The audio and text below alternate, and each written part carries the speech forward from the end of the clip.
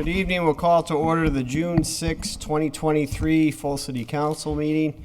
Clerk will call the roll for attendance. Anderson Burgos, Here. Bartley, Here. Givner, Here. Jordan, Here. Maldonado Velez, Here. McGee, Here. McGivern, Here. Murphy Ramboletti, Here.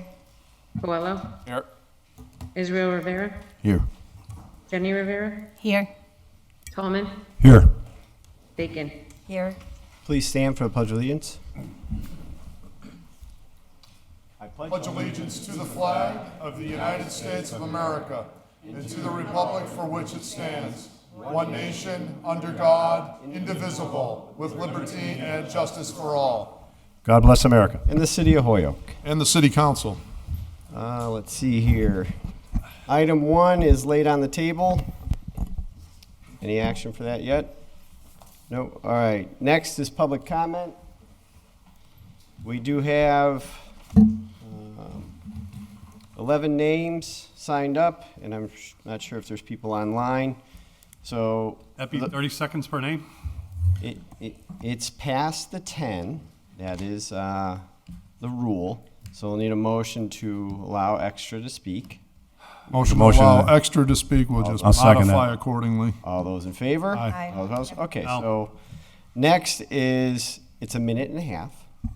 And around the 1 minute mark, I'm going to wave to you, trying to say hi.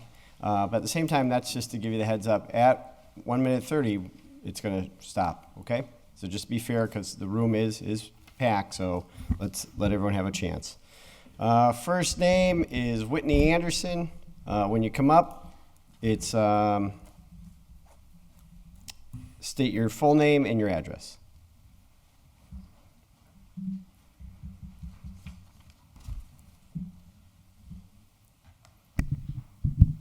Thank you. Whitney Anderson, 237 Lakes Drive, Holyoke. I know many of you individually through the experiences we've had over the years, and I really appreciate the fact of how you are here. Those that I don't know, I look forward to get to know. But I know in the essence of your heart, all I want to say is that you came here to be part of this body for a reason. You came here because I believe you desire to do good in some way, some fashion, some evidence that you can bring to this body to individually represent yourself, those that have elected you, and collectively together to do good for Holyoke. And at a moment and at a time. And this is the moment and this is the time to collectively come together. And I really appreciate what you do, how you've extended yourself for this opportunity, and I know you will do the best you can for Holyoke. Thank you. Thank you. Next is Jackie Glasheen.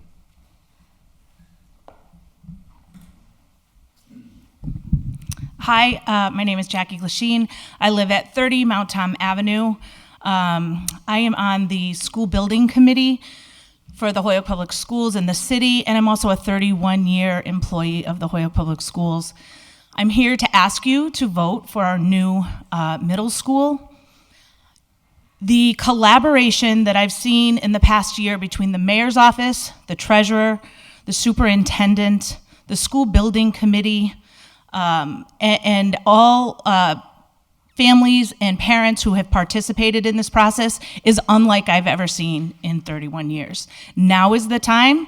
Now is the time to do the right thing for our kids. And now is the time where it's fiscally prudent for our city as well. So again, I ask you to vote yes for our new school building. Thank you.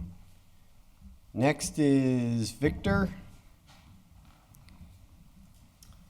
Hi, Mr. President. Thank you for having me. Councilors, my name is Victor Machado from 40 South Street, and I'm here to talk about the veto power from the mayor and the question that it should be placed on November on election day.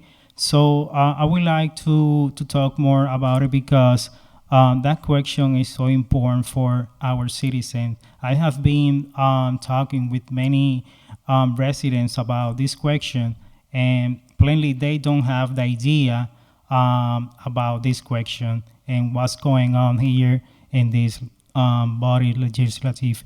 And I think the veto probably come from the good intention for the citizens, but also it has taken away and now counting the majority of the people is voting in the city of Holyoke. So thank you for having me, and thank you and good luck in everything you're doing today. Thank you. Next is Helene Florio.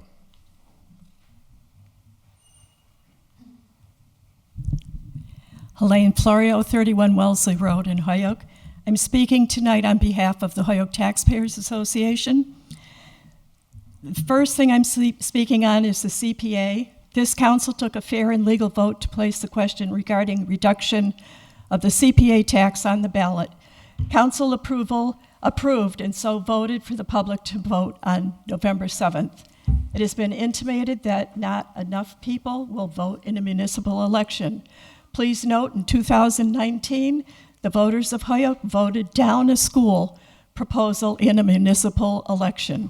The people spoke. It is our feeling that this veto is as legally voted is not valid or appropriate. We request the question be placed on the ballot as approved by the council. If the public does not like it, they can vote no. The public has a right to speak. The second thing I'm speaking on tonight is in support of the DGNR choices to allocate ARPA funds and monies for infrastructure improvements in Holyoke. The restoration, particularly of the Water Street Water Main Improvement Project requested by Holyoke Waterworks, is essential for development and will have a multiplier effect on the future build-out for the 16.5-acre strip of land. There is an offer for purchase provided water is available. Holyoke government says Holyoke is business friendly. Here's the chance to prove that.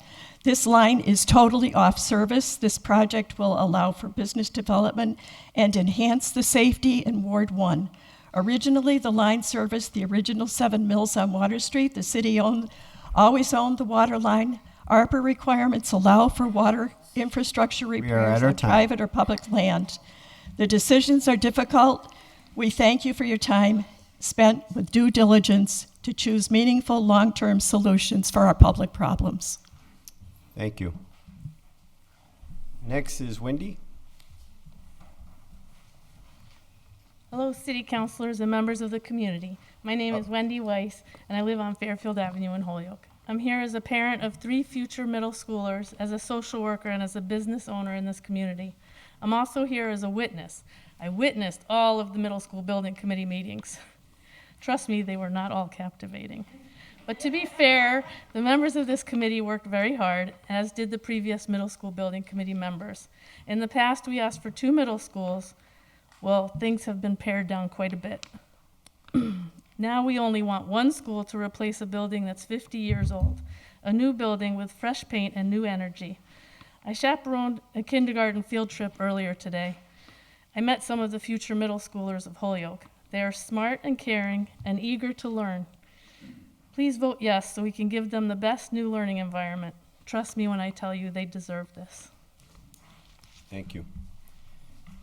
Next is Mike Sullivan. Good evening, councilors. Mike Sullivan, 43 Park Slope. I'd like to seek your support tonight in accepting the recommendations of the DGNR committee. The work done by the Citizens Advisory Committee, the OCD, and the DGR is to be commended, and I thank them for their work on this once-in-a-lifetime opportunity for our city. In your final deliberations tonight on the ARPA recommendations, I would like to share one critical concern of mine. While other grants and programs might be available, that's the key word, might be available in the future, and maybe we can access other programs. This is here and now. Even if we get more money for infrastructure in the future, I can assure you it will not be enough. Our water and sewer systems are antiquated, cannot support our future needs for housing and businesses. Stormwater separation is federally mandated, and climate change is real. All the requests before you tonight have some merit, but I urge you to focus our resources on those that will be the building blocks for future generations. Thank you. Thank you. Next is Camelia Garcia. Is that right? Hi, good evening.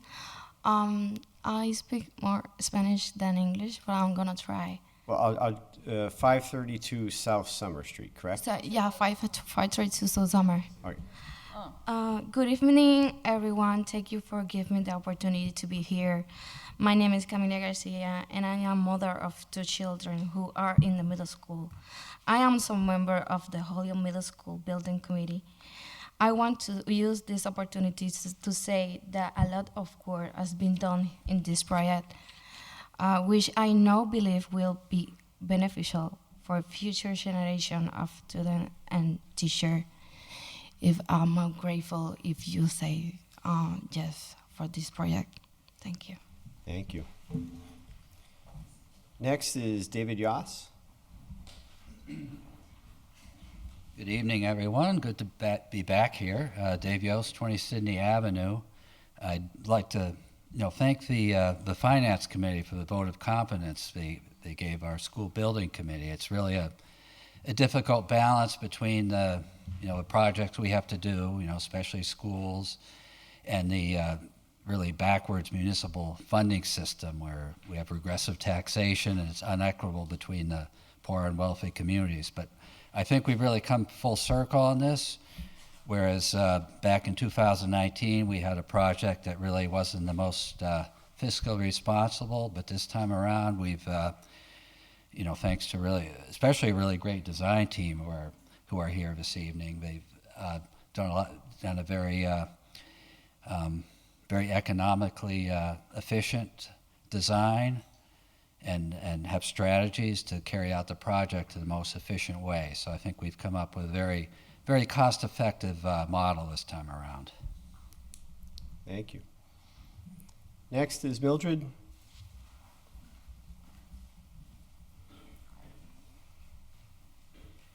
Good evening, everyone. My name is Mildred Lefebvre. I'm the Vice Chair of the Holyoke School Committee, and I live at 118 St. Colby Drive.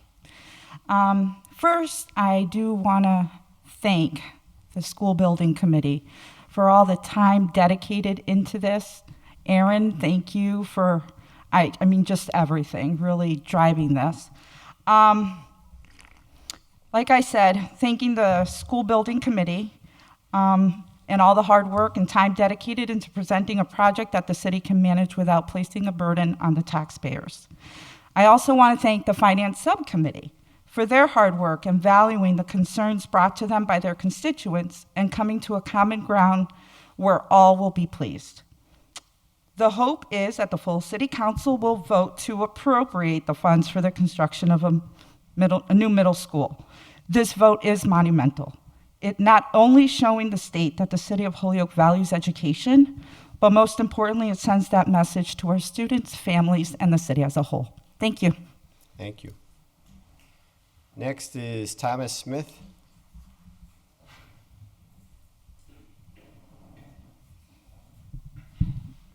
Tom Smith, 211 Appermont Highway.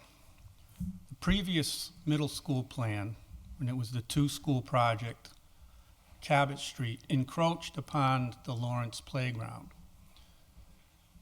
which is Article 97 protected by the Department of Interior under the Land Water Conservation Fund. The architect claims the Lawrence Playground was not protected land. A city official at a meeting at the senior center claimed it wasn't protected land. Was that an error? I don't think so. That project went through the school building committees, all kinds of reviews. Nobody picked up that parking lot was on was on a playground behind that Lawrence school. The current plans show project encroachment into Crozier Field. I got that plan within a minute. I saw the encroachment because that's what I was looking for, encroachment. Now the plans may have been changed within the last day or two, but up until then, the plan showed encroachment. The school building committee didn't pick up on that. the city council, nobody picked up on that, 1 minute. okay? The city solicitor, from what I hear, claims that encroachment is an error. What do the architects say? What do the engineers say? The city signed an initial compliance certification with the MSBA, promising to follow all laws, regulations, ordinances, and everything. The city didn't follow the general laws, to notify the EEA. The city didn't follow the MEPA regulations, which mirror the general laws. And the city hasn't, as far as I know, hasn't followed the MSBA regulations to submit an environmental assessment with public comments. I'd like to comment on that environmental assessment. I don't think it's been done, and I've been denied that right. So I don't think there should be too much celebrating tonight with all that going on. Thank you. Thank you. Next is Kathy Ortiz. Hi, good evening. Good evening. Thank you for having me tonight. My name is Kathy Ortiz. I live in 40 Suffolk Street, Holyoke, Massachusetts. First, I want to thank all of you, the City Council, for having us and listening to our project. It's really meaningful for us and for all the students in the city. Second, I want to just commit every one of you to vote in favor of the new school project.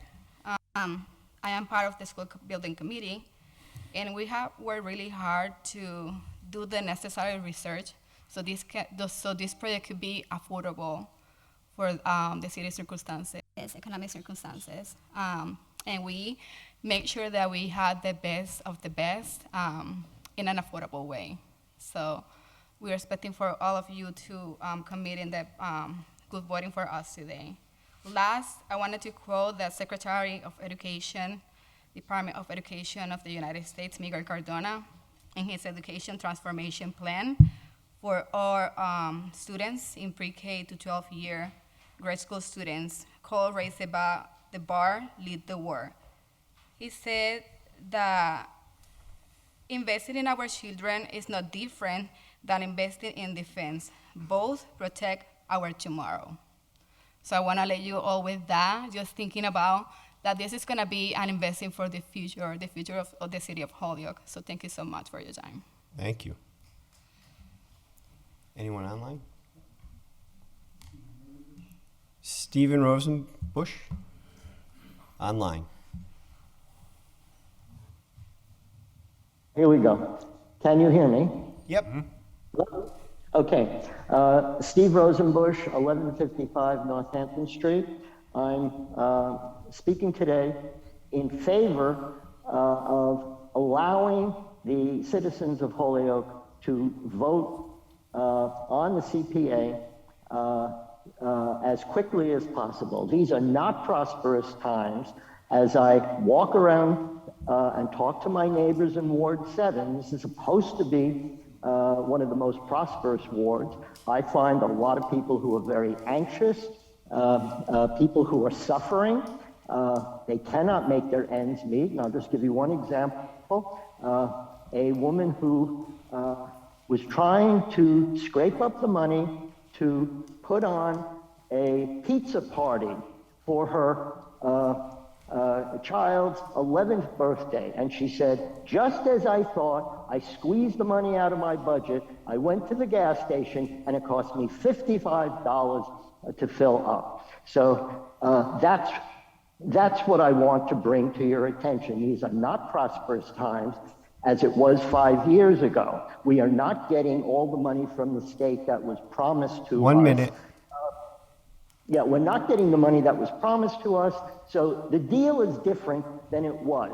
And I think you have to give the voters a chance to vote now and to also include an alternative for them to suspend the CPA participation until the general election 2 years from now. Thank you. Anyone else? Andre? Anja Duffy? Hi, my name is Anya Duffy. I live at 118 Sycamore Street. I'm a professional landscape architect. I work in nearby municipalities as well as in the city of Holyoke. mainly focusing on the public sector, parks and playgrounds, school buildings, school grounds, etc. I've had the opportunity to be a member of the school building committee for the past few months, starting in February, and I just want to say it's been an amazing process. I just want to applaud the city of Holyoke for putting together such a group of citizens and elected officials, including the mayor. I think that the design that has been presented to the MSBA is a very smart design. It's economical. It ticks off all the boxes as far as environmental efficiencies, as well as being fiscally responsible. I think it would serve the city well, and I think now is our chance. So I I beg the city council to please consider voting yes for the middle school building project as presented. Thank you. Thank you. Anyone else? Nathan, online? Thank you. Can you hear me? Yes. Hi, Nathan Chung, 9 Peru Avenue, apartment 4A. Just want to comment. Thank you for putting the motions to address the traffic safety.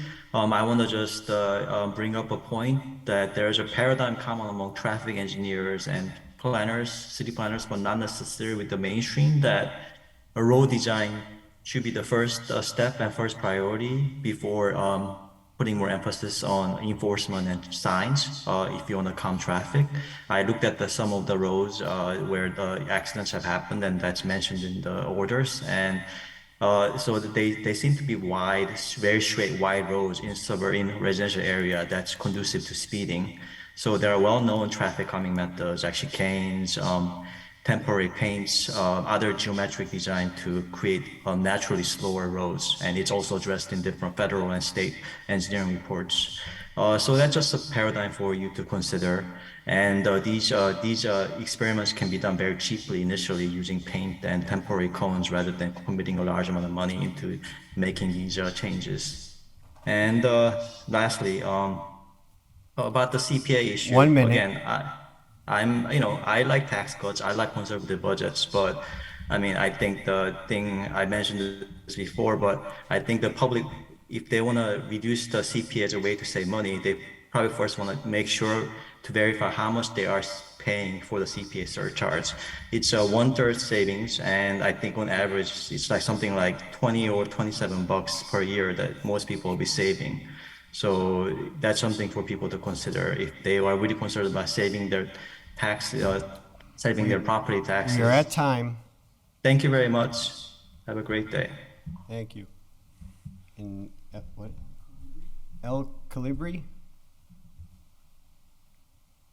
Hi, my name is Kevin Noonan. Can you hear me? Yep. Okay. My name is Kevin Noonan. I do not live in Holyoke, but I work in Holyoke with an organization called Amherst Shelter, El Colibri. And we are hoping to appeal to you tonight to vote for a recommendation to the mayor for ARPA funds for the for Mr. President, a winter he shelter. would need to, excuse me, Kevin, did you say? Sure. Yeah, you need, Kevin could you Noonan, state, yes. yeah, can you state your address for the record though? Oh, absolutely. Sorry Thank about you. that. Yes, 36 Jeffrey Lane, Amherst.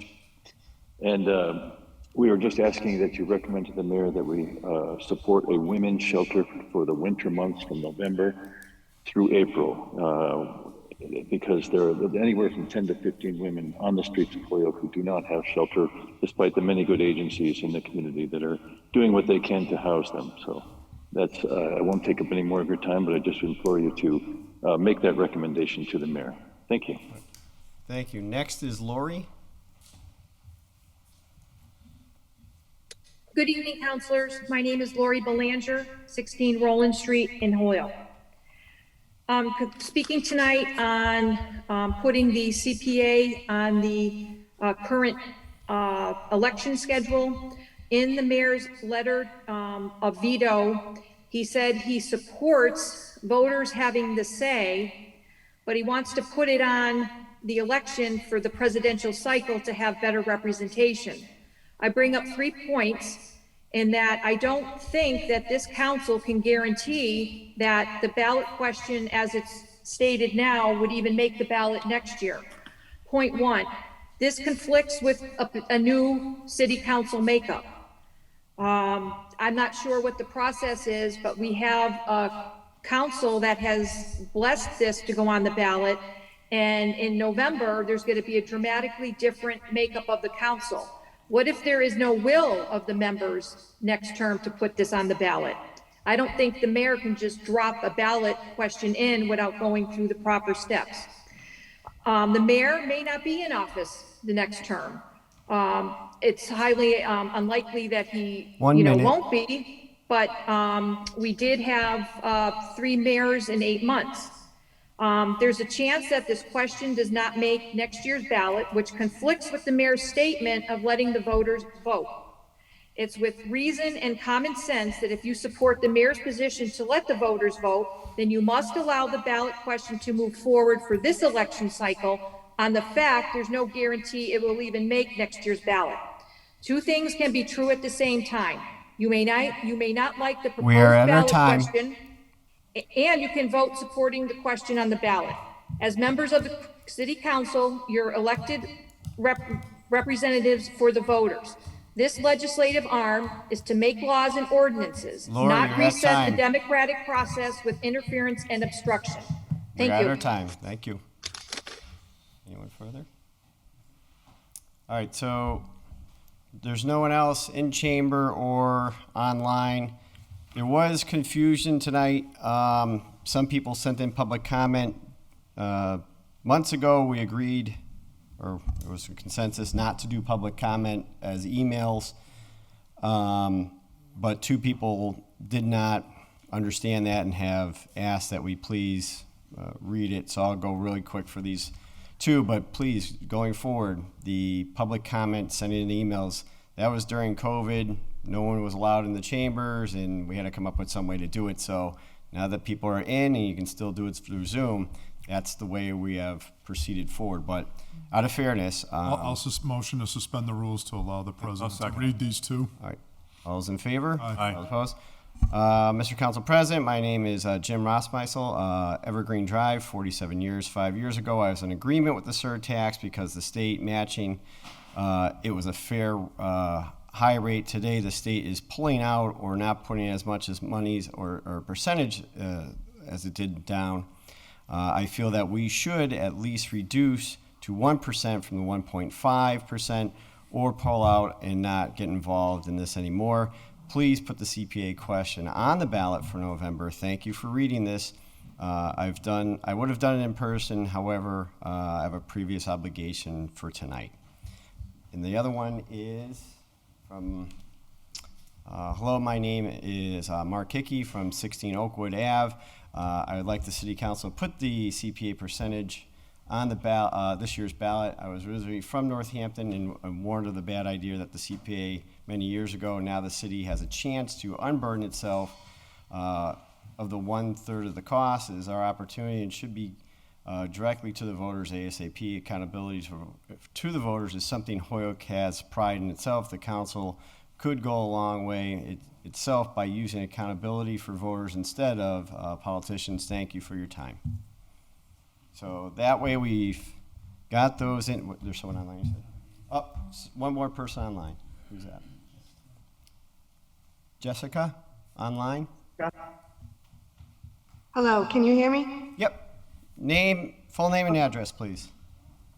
My name is Jessica Perella. I reside at 534 South Bridge Street here in Holyoke, Mass. I'm here to comment in support of Holyoke's proposed new middle school, if I may. Thank you, Council, for having me tonight. I've been a Holyoke resident and am a single parent of 4 public school students. Holyoke is very unique in its school system, its grade range, and even its curriculum. Consideration in Holyoke's design seemed to derive from larger families and accommodations for pickup and drop-off of multiple school-age children. As great as this model may have been for parents and families, the depth and truth of that model is that it deprives our 6th through 8th grade students of experiences, lessons, growth, and learning that can only come from being enrolled in a standard middle school. It's time for a change. It would take hours to list all of the benefits a middle school offers to children and the effects the experience brings. fifth graders that are excited for a change they are ready for at that age, and the eighth graders, some sad to leave the middle school, others reminiscent of the years they had, and some built up and excited, prepared for what's next, prepared because of middle school, Holyoke's new middle school, and all that is entailed within. Middle school is more than a building. It's an environment created by, for, and made up of the community. It's a place for an age group that has its own challenges, a safe place for children to independently find and be themselves, to learn, a place to explore and build on social emotional skills, a place to get support and be supported, or just a place to be. By God's grace, in a disciplined city, Holyoke is in a position to add this middle school to our built environment to enable our current students and provide opportunities for our future generation of students. This school is more than a benefit to our city. This school is an open door for the future of Holyoke. On behalf of my community, I support a new middle school, and I look forward to the vote of the City Council in support of this school as well. Thank you for your time, for having us here, and for giving Holyoke this well-deserved and earned opportunity. It's time for change, and as Mr. Soto says it's best, together we can. Thank you for your time. Thank you. Mr. President, Councilor Jordan? did we get through everyone? I'm going to check one more time. Yep, we did. Okay. If there's no objection, I would like to make a motion to suspend the rules. Before you do that, Okay. it was my error, and you can throw stuff at me, people. I'm about to. I know, but I'd like to turn it over to Councilor Givner for one moment. Oh, yeah. Thanks, everyone. I just wanted to bring attention to the fact that Friday, a proclamation was signed by the mayor to create awareness around gun violence. I'd like to read this proclamation and have a moment of silence for all those affected. Whereas every day more than 100 Americans are killed by gun violence and more than 200 have sustained non-fatal firearm injuries over the last 5 years, Americans are 25 times more likely to be killed with guns than people in other developed countries. And whereas protecting public safety in the communities they serve is a mayor's highest responsibility, support for the Second Amendment rights of law-abiding citizens goes hand in hand with keeping guns away from dangerous people. And whereas mayors and law enforcement officers know their communities best, are the most familiar with local criminal activity and how to address it, and are best positioned to understand how to keep their citizens safe. And whereas June 2nd, 2023 would have been the 26th birthday of Hadia Pendleton, a teenager who marched in President Obama's second inaugural parade and was tragically shot and killed just weeks later. To honor Hadia and the 100 Americans whose lives were cut short and the countless survivors who are injured by shootings every day, a national coalition of organizations has designated June 2nd, 2023 as the National Gun Violence Awareness Day, which was Friday. And whereas the idea was inspired by a group of Hadia's friends who asked their classmate to commemorate her life by wearing orange, they chose this color because hunters wear orange to announce themselves to other hunters when out in the woods, and orange is a color that symbolizes the value of human life. So it was proclaimed by our mayor, Josh Garcia, on Friday, June 2nd, that Friday was our National Gun Violence Awareness Day, and we're encouraged as citizens to join this campaign by, annually pledging to wear orange on that first Friday to raise awareness about gun violence and honor all victims and survivors of gun violence. This proclamation was presented to Ann Tallheimer, who's a survivor, and I would just like to have a moment for all of those affected. I know I have family members affected, so thank you. Ask for a moment of silence.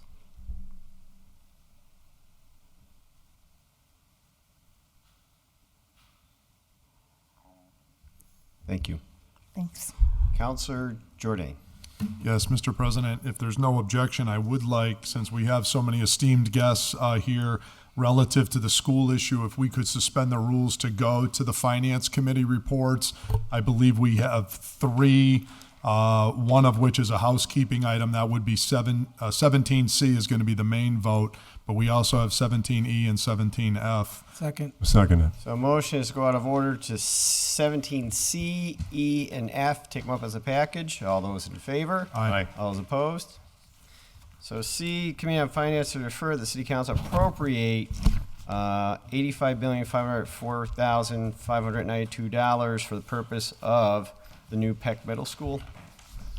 E is the Finance Committee was referred, the city complies with Mass General Law 30, Section 62A, and required environmental notification form is filed with the school project, Secretary of Environmental Affairs.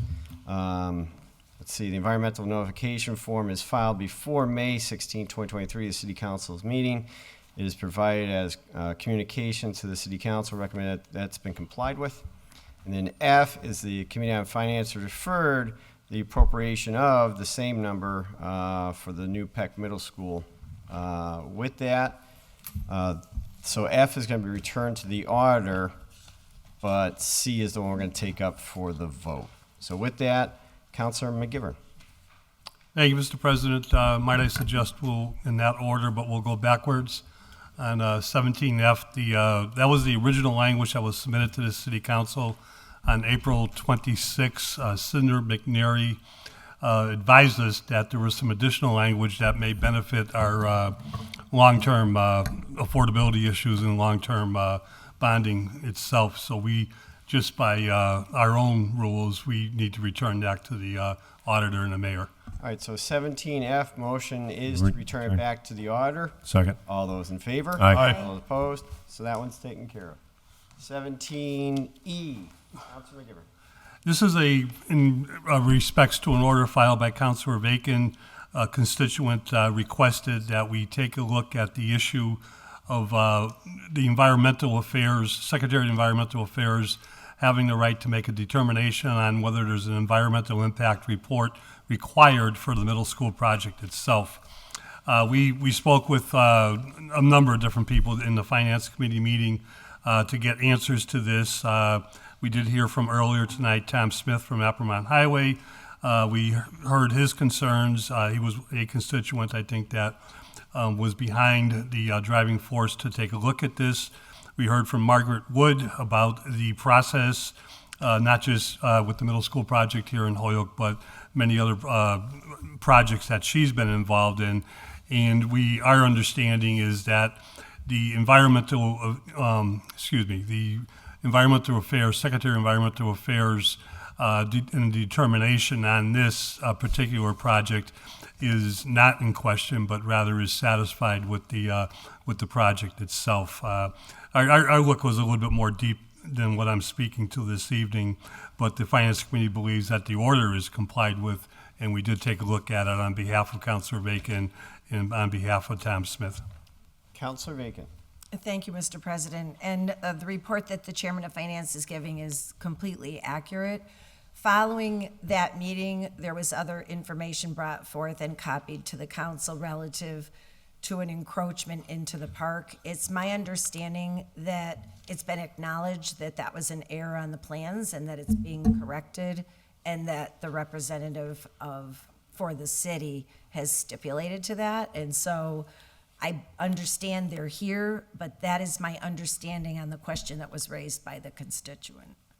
Okay. So maybe they want to say something, I don't know, but. Do you want to suspend the rules to ask them, or? Yes, please. All right, so motion to suspend the rules to allow, you want Margaret? I believe, yes. Margaret Wood to come up and? Second it. All those in favor? Aye. Aye. All opposed?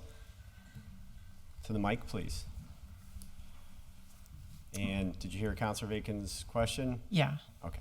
I'm actually going to introduce Chris LeBlanc and Frank Tedesco, who are with the design firm. Okay. So the landscape architect, as Linda noted and as Tom Smith has pointed out, did draw a fractional piece of ramp within the bounds of the Chapter 97 land, and they've made an adjustment to it, which they have copies of for the committee. So I'm going to let them speak because it's part of the design package. So Okay. I'm going to introduce Frank Tedesco and Chris LeBlanc from Mount Vernon Group. Good evening. Good evening. Yes, We took very seriously the comments made by Tom Smith, and we did ask to meet with him. He chose not to. There was an error by the landscape architect in trying to restore the existing stairway, and in doing so, he put a ramp that went a little bit over the things. That was an error. That's since been corrected. We will not touch that park. Nothing will touch it. We're going to leave everything in place. We do believe we have a right to repair the ramp, but we're not doing that at this time. So, I mean, the stairs that are there now, we should improve those. There is no infringement upon the park. There will not be any infringement, and there was never any infringement intended. So it was just an error by the landscape architect, which we have corrected. And remember, these drawings are in schematic design, so there's plenty of time to, do whatever we need to do as well on things of this minor nature. So, Chris, did you want to add anything to that? No, I think that covers it. Councilor Aiken. Yes, I just wish to thank the committee for entertaining the issue, the design folks for looking it over again, our citizen for raising his concerns, and I'm very happy that we've come to resolution. We've had a real good public process on this, and I'm happy that we were able to complete the circle. So thanks to everyone. See no one first. So this is motion that's complied with. All those in favor? Aye. Opposed? Off to 17C, Councilor. Make a motion that we receive the committee report and pass the first reading. Motion to receive, adopt, pass the first reading, or discussion. Thank you, Mr. Chairman. Not just for our last meeting, but for 2 meetings, and if you count a previous meeting for allowing the school proposal, middle school proposal to go forward. And we have met 3 times with the appropriate officials and people involved with the new middle school building project in the city of Holyoke. Very quickly, for time, I do want to note that the Finance Committee took the time, and almost every city councilor was present at this particular meeting, actually at both meetings, to review the schematic design, the proposal for the middle school project, both with the mayor, our receiver, Superintendent Anthony Soto, Aaron Burnell leading the school building committee, which did a tremendous job, and Rory Casey, our treasurer, which we'll get more into in a minute. And we added the first meeting, Cinder McNeary, who has been our city's financial advisor since 1975. And in doing so, we learned, a lot of us, I think, already knew, because we watched, if we not in person, if not on Zoom, we watched that school building committee do their work, and they did a tremendous job. I commend the leadership of Mayor Garcia, our superintendent, Anthony Soto, Aaron Burnell, for running those meetings, and every member of the school building committee for doing, and it's a term that's overused in this particular chambers, but doing their due diligence. They came up with, and were working with the architects, working with Margaret Wood, working with a number of different people, a design that's known as a model school design accepted by the MSBA, which is very important. It's fit into a location which they carefully thought out, which is the existing Peck Middle School. A note on the existing Peck Middle School, it is in need of a lot of work. The Commonwealth of Massachusetts would not give us 1 penny to work on the Peck Middle School because of that particular design itself and other reasons that we don't need to get into this evening, but I think it's important to understand that to all the people of Holyoke. We not only do we commend the project people who did this, but we think they came up with a wonderful design. This middle school will house about the projected student population in 2026 of half of what will be middle school children. That's a good thing. On my own editorial comment, a little bit sad because the original proposal would have housed close to 1,100 students, and we would have had some savings with the consolidation of elementary schools and the closing of some school buildings and consolidating less principals, less administrative costs, and so on. But regardless, this proposal does take into consideration, and I think the entire committee and the mayor and the superintendent looked at the affordability issues as they put this project forward. So without getting into any more details on the design itself, our job is, how do you pay for it? The cost of the project is as it is in front of us, and that's the $85,504,592, of which the current MSBA formula will reimburse the city appropriately as time goes on for, I believe, about 48% of that. That reimbursement happens as we spend it. Therefore, we have to have the full amount in the bond as we get closer towards groundbreaking and to construction, and the spending of the money has to be available by the city before they're reimbursed by the MSBA. We could talk a lot about the MSBA formula. They've changed some things in favor of municipalities. We have to give them credit for that. It's still a long way from where it used to be, which was the 80 or 90%, but they have made efforts. But I don't fault the MSBA for doing their job and their charge. The governor and the state legislature should be on record that this formula is wrong, not just for a city like a Gateway for Holyoke, but for the entire Commonwealth. And that's nothing we can do, and it's not, again, not the MSBA's fault, but the governor and the legislature should be looking at this and asking why 40,000 people have to borrow $55 million, for a middle school project. It's just beyond reason to me. However, it makes a lot of sense, I think, to the Holyoke City Council and to the people who live in this great city that we build a new middle school for all the right reasons. Educational, for what is right for the children, for what is right for the families, for what is right for the future of this city, by sending and putting our correct foot forward and sending a message that we believe education is part of where the future of Holyoke needs to be, and part of it is taking the middle school children population out of the elementary schools into a school that would bring them, a step closer towards their high school education and a step closer to their secondary education as they go on in life. So affordability, Rory Casey was tremendous in bringing forward the options and bringing forward projections. He did so, as I said, with Cinder McNeary in the first meeting by her side. Cinder is just tremendous. And we talked about a number of different things, but we looked at future capital needs within the city of Holyoke, thinking that, well, if we're going to bond for this, what other bonds might be coming down the road? And we looked at the affordability. It was called labeled the new middle school depth affordability model, but we looked at over the next 30 years projected depth ceilings, where we'll be, projected depth service compared to our existing depth service. And it's clear that starting in 2026, if we do the steps that we're about to take, and there's a couple of offsets that will take place over the, I think it's for the first 7 years or so, it makes a lot of sense, and it falls within our affordable range. Actually, at one point, very quickly, we'll be getting under what we're paying in terms of depth service right now. The first payment looks like it wouldn't be to 2026. The offsets include and we have a signed agreement. I believe everybody here received it in their packet. We've received it in the Finance Committee from DESE, agreeing about that $500,000 from the school budget itself to offset the project itself. The total offsets are $800,000.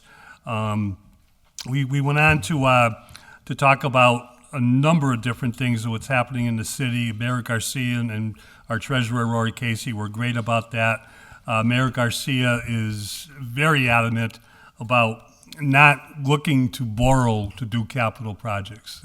And this is something that we've not seen in a long time. We got some good news coming up later this evening in terms of free cash being certified. We know 2 years ago we established a capital stabilization fund, which this city has never had.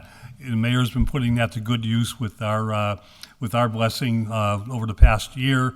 And I think the projections, the promises, the whole thoughts of how to pay for this just make a lot of sense, not only to city government, but to the voters and taxpayers of this city.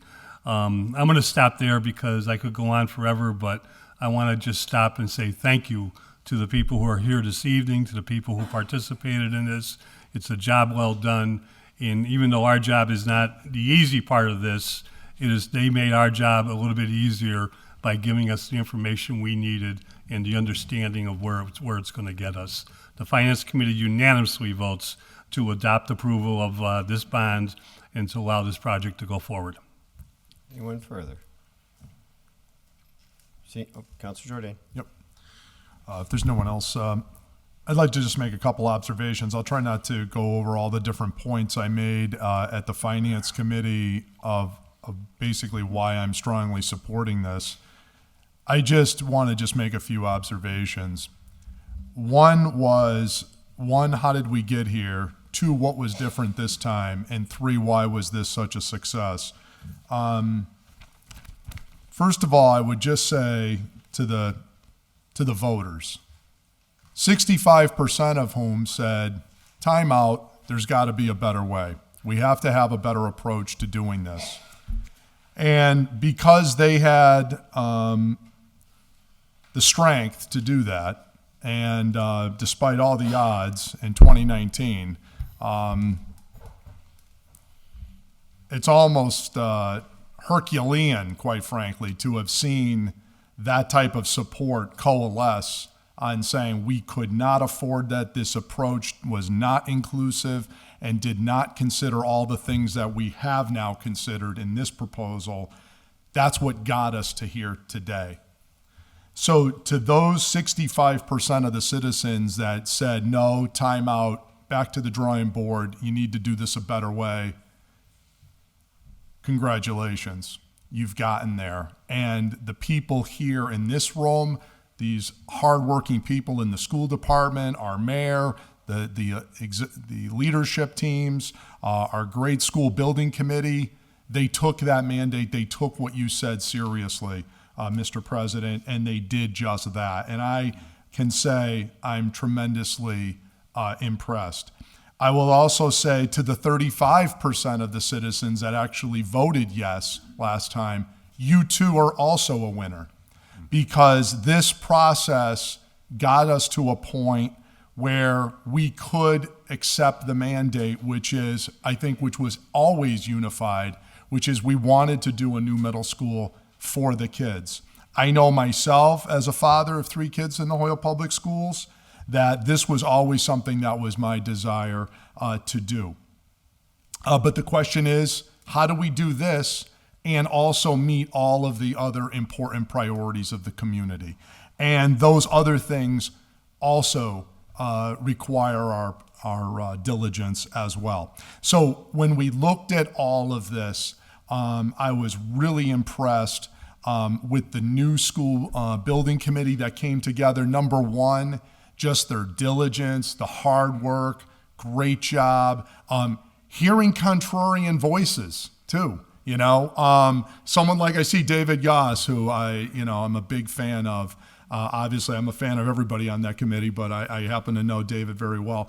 And I mean, he basically came down like I did in 2019 that no, time out. We've got to do this a better way. To have the courage to put a David Yoss on this committee, I thought was tremendous. And it just goes to show you the inclusive approach that was taken. Now we're going to listen to everybody in the community to get to a result that we all could rally around. And I'm really impressed with the mayor and the treasurer and Superintendent Soto, who embraced all of my questions, all of my concerns, did the homework, did the due diligence throughout this entire process over the last year in particular, that got us to this point, so that myself, I feel completely comfortable voting for this, that one, we're doing this with no tax override. But what does that mean? That means it's going to require fiscal discipline by everybody in the elected leadership of this community. That we're going to have a tremendous project it's going to untap tremendous potential. We also got commitments to make from the state at least $2 million of improvements that are needed for the schools that we would not otherwise get. We took an innovative approach with the model school program. All of these considerations really worked in the favor of taxpayers and in favor of the children, because the children of this city will someday become the owners and taxpayers of this community as well. And this will all be their responsibility someday. So very excited to vote for this. It goes to show that we can use this type of template as a blueprint for how we operate here. It creates a culture of collaboration. It creates a culture of working together and tackling all these different points, and that we can come out with this tremendous result. So really a strong compliment to everyone involved. I'm very impressed and very proud to vote yes tonight. Thank you, Mr. President. Councilor Tallman. Yeah, I'll be a little bit more brief on this. I'm a very proud member of the School Building Committee, and for the past year and a half served with some dedicated individuals that really put a lot of time and effort, individuals from every single segment of the city, and a very diverse group of people that met just about 2, sometimes 3 times a month for the past 18 months. And this is something not just for the school children, it's for the city. This is really important for our city, and how this is going to improve what this city looks like and how we care for the education of our students, for what the students are going to learn in, and a basic way what the school building committee did together to put the Mount Vernon group on board and build this model school, because it really saved a lot. Really is an economical plan that has saved the city a lot of money. And I think by doing this, we're looking to the future and how we're going to have to handle the budget in the coming years. And by the treasurer and the mayor really bringing forth a plan that was something that we could really understand and something that we can really work with. I was really happy and pleased with that. Being on the finance committee, I got to see, and we've had several meetings with the school building committee, and I want to thank Margaret Wood too for the work she's put into it. Because she's been there, and any questions that we have had, she was there to answer them, and right up until tonight. So I really and so much in support of this thing. It's a big vote. It's a long time coming, but it's important for the city. It's important not just for the students, but for the residents of the city of Holyoke. Anyone? Councilor Rivera. First, I would like to say thank you to all those that helped bring this project to fruition. Not just this go around, I would say the last go around as well too, because there were a lot of other people that were involved in the project in the first place when it first went around the first time. For me, I am extremely excited to see that it got unanimous support, mostly because when it comes to the education piece, historically in Holyoke, it's not always fared that way with regards to helping, I would say, the education system here within our city. But I'm kind of a little torn, because I kind of wish, because this would have been an opportunity. And for me, I have 2 babies. I have a 3-year-old and a 1-year-old. So my kids will take advantage of the middle school. So I'm kind of torn at the fact that we weren't able, as a community, to kind of design the school to fit the needs of the kids that are in the community, where we will take the school that was already designed and fit it to our kids' needs. It's a different concept. I'm glad that we saved money, it was economical, that was all cool and everything, but I feel like it's an opportunity for us to start new. And I think when you're starting new, it's cool to be able to design and have the kids incorporated throughout the process of the design. And not to say that that's not the case now, but it's just different when you take a building that already exists somewhere else and has been in existence, and you utilize it in the way that we're going to utilize it. It's not saying that it's not going to provide the service, but to me, if I'm going to pay for something new, I might as well just pay for something that's going to be the best bang for my buck overall. That's just how I see things overall. Maybe not everyone else does, but it's an opportunity missed, I feel like. But otherwise, I'm glad and I'm appreciative of all the work that has been done over the last 4 to 5 years, I want to say. There's probably more than that. And that finally we actually get a W, right, for education in Holyoke. It's been a long time. There have been teachers that have picketed when I was in middle school, not even elementary school. I remember in McMahon School. And it's been happening over maybe 20, 30 years. And finally, we get a W with regards to education. So thank you, guys. Councilor Anderson Burgos. I'll break record. Thank you. Plain and simple, thank you so much. Now let's vote. Yeah, Councilor Maldonado Velez. I'll be quick. Thank you, Mr. President. Definitely voting yes today. I can't lie and say there's not a little bittersweetness to this yes vote. I was a huge supporter of the two schools 4 years ago when it came up. As someone that went to Holyoke Public Schools, there's always this sort of like, we can do enough, but not all of it, right? That's sort of the message that we keep giving Holyokers. Like, you can have this new school, but for half the middle school students, not for the whole city, right?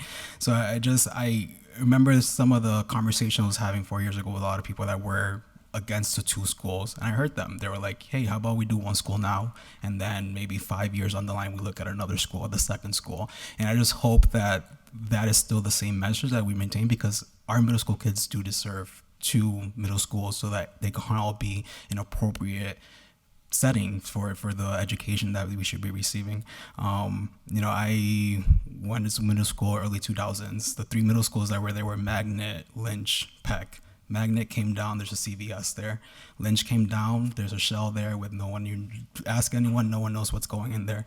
And now we have Peck that, yes, it will be coming down, replaced with another middle school. I just hope that whatever we create, we maintain it, and that we also, again, as those that were voting no for the two schools, because it's too much too quickly, that if 2-3 years down the line, there's a second middle school that comes into conversation, that energy that was given 4 years ago, that energy maintains going into it. Because again, our students do deserve the two middle schools. Thank you. Anyone further? No. So before we vote, I'd like to thank the school building committee, Superintendent Soto, the mayor, Councilor Tallman. When I went to you, I said, I need some help.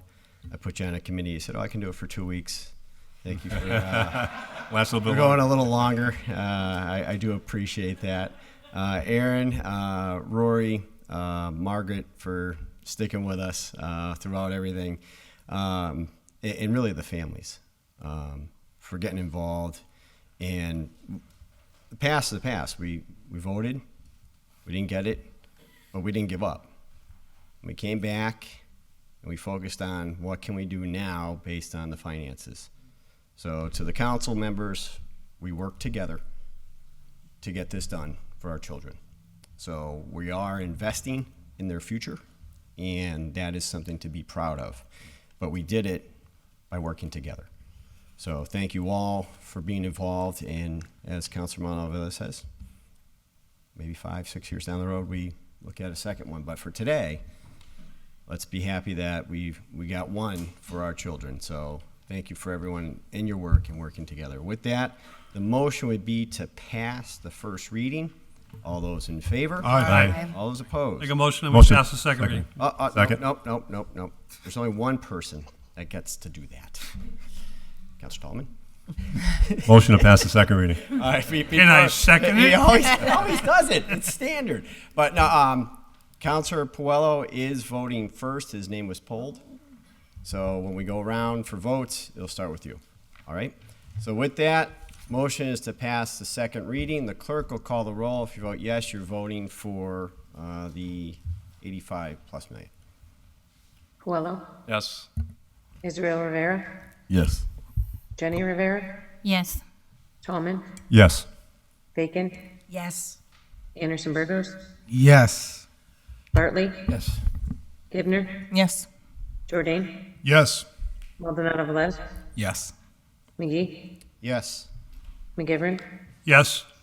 Murphy Rumboletti. Yes. Unanimous vote. With your vote, you approved it.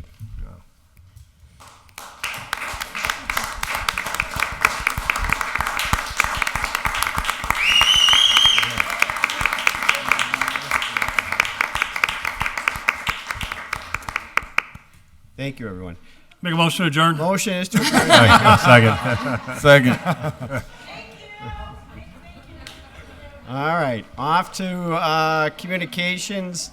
2 from the mayor, a letter appointing Ms. Niles from 40. Motion to take items number 2 and 3 and send to public service. Motion to suspend rules, take up 2 and 3 as a package. All those in favor? Aye. Opposed? So 1 is for Ms. Niles for a 5-year term for the planning board. The second one is a letter appointing Mike Sullivan to HEDICT, and that would be till 3-year term, both to public service. All those in favor? Aye. All opposed? 4 is a letter reappointing Mr. Bayron of 610 County Road. Motion to confirm the reappointment. Park and Rec. So that's Second. a 3-year term that would expire June 30th, 2026. Motion is to confirm the appointment. Any comments? Any questions? All those in favor? Aye. All opposed? 5 is from the auditor. It's the General Fund and Sewer Fund. Finance, please. To finance. All those in favor? All opposed? 6 is from the DPW. This is a letter regarding the 2019 citywide traffic replacement project. Want to receive to Finance, maybe? Finance or public safety? say public safety. Public safety, okay. Public safety. All those in favor? All those opposed? 7 is a communication from Councilor Bartley regarding the New Valley Spring Behavioral Hospital to open in Holyoke. Councilor Bartley? Receive. Just receive. All those in favor? Aye. All opposed? 8 is communication from Councilor Jordan regarding the state statute, Mass General Law 44B CPA. I make a motion that that be received, a copy to the law department, the mayor, and a copy to the finance committee. Motion is received, copy to law, copy to finance, and where's the other copy? To the mayor. To mayor. All those in favor? Aye. Aye. All opposed? 9 is the grant completion for Fund 1195. Motion be just finance. Motion receive. Just receive. All right. All those in favor? Aye. All opposed? The lease agreement for the Valley Blue Sox. I'm going to make a motion to approve it. Did everyone get a Second. chance to read it? Any questions on it before? I read through it. I think it's really well done. The rent's $10.5 a year. The city's protected for liability purposes. I like the piece about the promotion of the city of Holyoke quite a bit. The indemnification clauses are there. The liability insurance is there. Furthermore, there's personal guarantee on these things by the owner of the Blue Sox. I think that also lends itself to a lot of credibility. There's also some give-backs to the Blue Sox because they are an asset. So I think it looks like a fair compromise, and it's pretty similar to the past contracts. Any further comment? Councilor Jordan. This is coming in for the first time, right? I think This it is. renewal? Yeah. How many, I myself have not had an opportunity to read this, so I don't know if everybody else I has haven't read been the able to- I just lease got it. contract. First time I've seen it. Okay, so I would rather read a document. So either table it or send it to finance. I don't. Is that a motion? That is a motion, sir. second I'll second, yeah. Well, he threw 2 at you. Your choice, A or B. I'll let you pick. Councilor Whatever's easier. Councilor McGivern.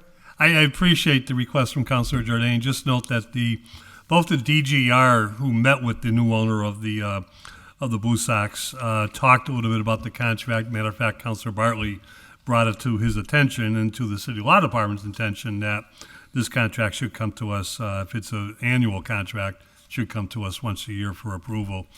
We did have a chance to talk about, and I think David just noted the particulars. The only reason I'm saying this is because I think this week is their first game. Tomorrow night. I think it's important to have an agreement in place if the team is going to be playing there tomorrow, and I feel comfortable with the way it's written and the way Councilor Bartley presented it.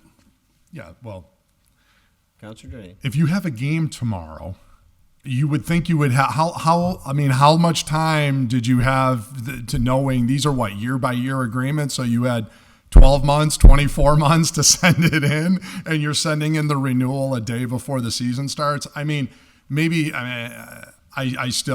we need to give it 2 weeks at a minimum, either table it, if you don't want to have it in finance, Joe, I'm happy to table it and we review it. We've got 55 orders going into finance tonight. Yeah. So I'll be happy to make it 56. But it's not the owner of the Blue Sox's fault here. Right. It's the city's fault that was Okay, not given. and I'm not assigning blame. I'm just saying. No, but I'm saying was I'm me. sticking up for the owner who's doing a great job. you Okay. know, Mr. and President- the city should have put this in front of us a long time ago. Exactly. Why don't we just table it? Councilor Anderson Burr, if you have a question. Yeah, through you to Councilor Bartley.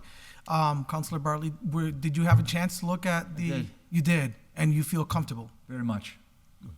I'm gonna go. I have faith in Councilor Bartley that he wouldn't let us fall into a trap, right?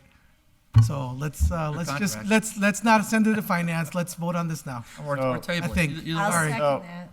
So Vote. I'm keeping my motion to table. I'll stay out of Hold on, he's finance. got- Yeah. Councilor Jordan is making a motion. As much as I love Dave That- Bartley, I'm sorry. That ends is there a second? I'll second it. So the motion to table is seconded. All those in favor? Aye. All those opposed? No. No, so have it. Motion Motion to accept the contract. motion to Second. receive and adopt the agreement, the lease agreement. And they're seconded. Under discussion. Under discussion, Councilor Jordan. Yeah, I'm going to vote no because I don't vote for things I haven't read. I mean, call me old-fashioned, but I don't think you should. If people haven't read this document, you shouldn't vote for it because you don't even know what's in it. And so, I mean, with all due respect, I'm going to vote no because that's my job to vote no. So that's what I'm going to do. Thank you. Councilor Rivera. I'm gonna vote no just for the sake of consistency. In other circumstances and occasions, things were sent back because they didn't have the paperwork on time. So for the sake of consistency, I'm probably gonna vote no to do the same. I got this just now. There are other occasions where the same thing happened and it got resubmitted. You had to do re-meetings. People have to come back in and do the same thing. There's no difference here for me with regards to this. I appreciate the Blue Sox. I appreciate everything they do for the city and them being here. But for the sake of consistency, I'm going to vote no. All right. Mr.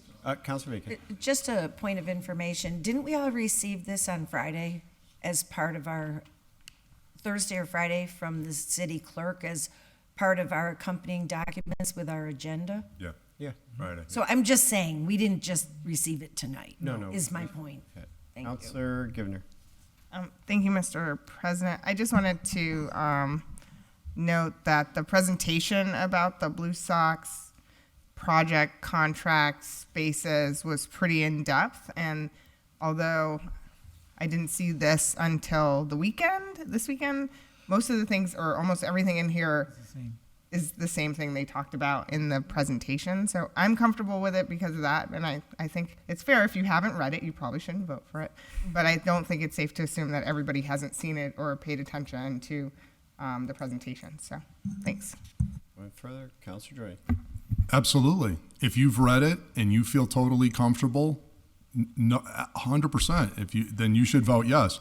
The problem is, if we're going to be voting on these type of items that are coming in for the first time, there should be a note that says at the top, "Hey everyone, we plan on voting on this on Tuesday. So if you haven't had a chance to read this, you should make sure to read it." Because my expectation is this wasn't coming up for a final vote tonight, so I didn't exactly run to read a comprehensive contract and be prepared to opine on it or, as a final thing. I figured I had time. I think if that's the goal in the future, because they're running behind, then they should say that to the counselors.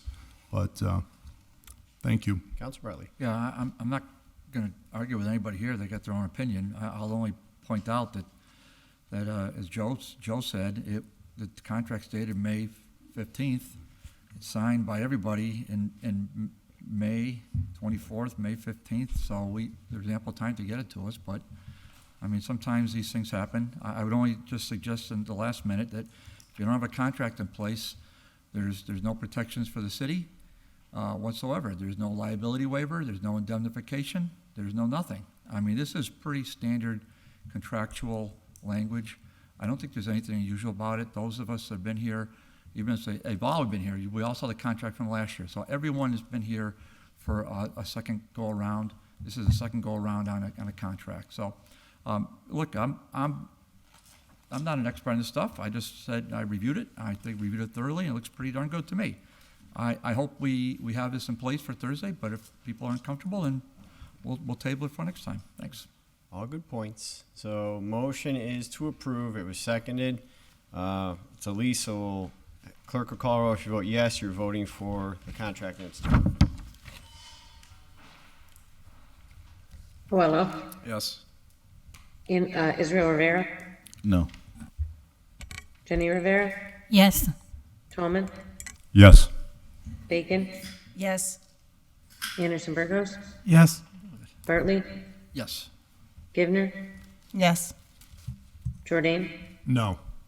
Maldonado Velez, Yes. McGee, Yes. McGivern, Yes. Murphy Ramboletti. Yes. 11 yeas, 2 nays. With your vote, you approve the lease agreement.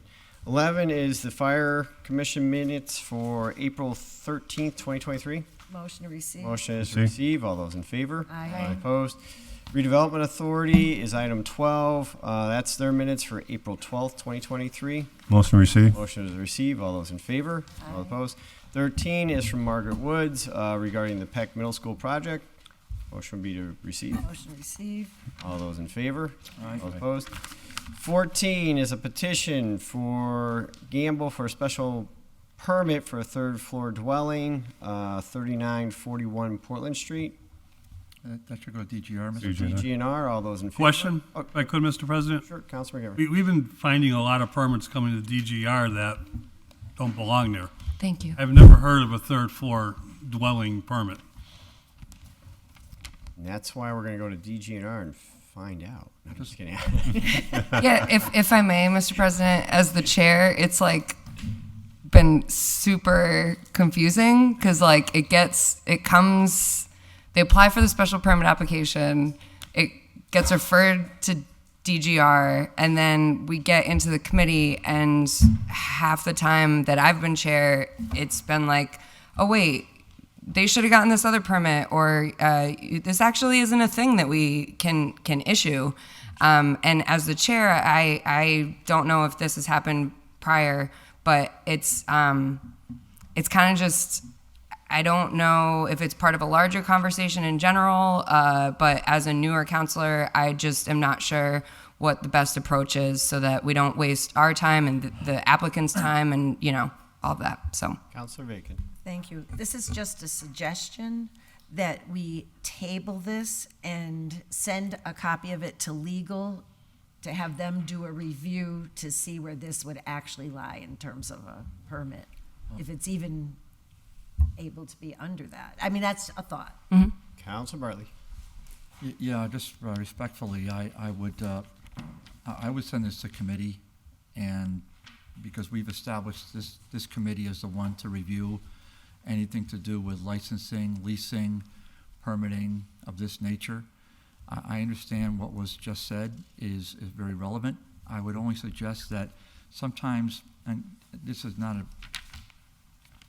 I'm not casting aspersions on anyone, the clerk gets the application, and the clerk does the best that the clerk can do with this. I mean, perhaps there should be some internal debate relative to these matters, permits in particular. Very confusing, Mr. President, especially between the law department and clerk's office. Unfortunately, fortunately, or unfortunately, I'm not really sure how to put it, is before us right now. So I think just tabling it is really not the best way. I think really the best way is to send it to committee. Sometimes you have little debates in committee that maybe are somewhat contentious, and maybe we have to vote them back out, and we learn the lesson that way. But hopefully we'll Can I have, say something? and hopefully we'll have the guidance of the law department, as we generally have. I know Councilor McGivern has always talked about that, especially at committees, and it's so important with these permits, because this area law is so fine, and it gets a little bit little dense too, frankly. So I would say let's just hammer it out in committee, and maybe we can have a pre-meeting with the DGR chair and the law department and the clerk's office to sort of get a feel for how this is going to go beforehand. And that might actually be the best way. But to me, I think I'm just going to stand on the motion. We suspend the rules and let the city clerk speak? Yeah. So, Councilor Givner first. You had your hand up, and then we'll suspend the rules. Councilor Givner?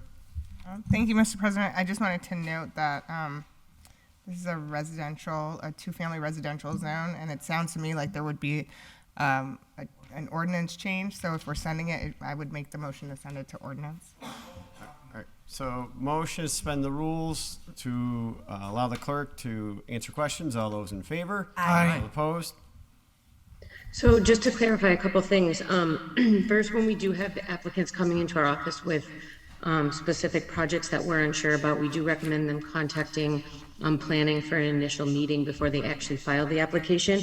And sometimes when they're writing what application, which permit they're applying for, they don't fully put what it actually is. And in this case, this is a third dwelling unit in an existing two-family home, and it is in an R2 residential zone. So it is on the list of city council special permits. Anyone? Councilor Malala-Velez. Thank you, Mr. President. We don't have the petition. I don't know if anyone has a petition in their file of stuff, so wondering if we can get that forwarded to us. Oh, yeah, it's missing. In the committee. Gotcha. Thank you. Anyone further? So motion is, Councilor McGivern. I just note, planning told the owner of Holyoke's only bed and breakfast that a special permit for non-conforming use would be his answer to what he was trying to do. That was totally wrong, and we quickly pointed that out. After a public hearing was scheduled, the cost of a public hearing is now triggered once we refer this to committee. The cost of the application has already probably been paid, and I still respect the city clerk, and if it's part of the table and zoning, then it's our job to do it. But I've never in 44 years heard of a third floor permit. All right, so do we want to go to DGNR or to ordinance? Which one? Or both? That therein lies the question. That's what I was going to suggest, sorry. Ordinance, Send it Councilor to- Anderson Burgos. Ordinance and copy to DGR. All right, Like so- keep them, sorry. There you go. All right, so motion is to send to ordinance with a copy to DGNR and to the law department to answer the questions that were brought up. All those in favor? Aye. Opposed? 15 is a special permit for a coffee shop drive-through South Street Plaza, 209 South Street. That one's DGR. DGR. DGNR, all those in favor? Can I, one observation though? Councilor Jordan. For folks that have been around a little while, you may know that this request, I don't know if it was from this gentleman, in fact, I don't think it was from this gentleman, many years ago came in to do this. So I would just point out, this is a rerun movie. So I'm going to say maybe 20 years ago, we had a request to do a drive-through in that plaza. So somebody should go back in the archives and pull the file on the studies and all of that back homework that was done now that this request is coming forward again. So just FYI to the committee. All right. So, to DGNR, all those in favor? Aye. All opposed? President's report, quickly. One, thank you to Jeffrey and the DPW. As you can tell, the dividers are gone. Yes. There's no more hitting them and clanging and all that, so I want to thank them for doing that for us. Free cash certification, should have got a notification. It's 4.1 million. So very good news for the city. We did Memorial Day services. I want to thank Jesus Prayer and all the counselors that were at the event. Also to the mayor for doing the 22 push-ups. I'm not going to lie, I'm still sore from that. Counselor Tallman, who did probably 1,000, I think, that day. I did 44. So. But it was a great event, and thank you for everyone for being there. To the ARPA committee for all their work, and DGNR for everyone with regards to the funds. I think the article said $63 million in requests. Yep. The 19 million that were available. That's amazing. So a lot of work went into that, and we thank them for that. The school committee, building committee for all the work they did. Counselor Jordan and I did sit with the mayor as well as legal with regards to the CPA and some other outstanding opinion issues.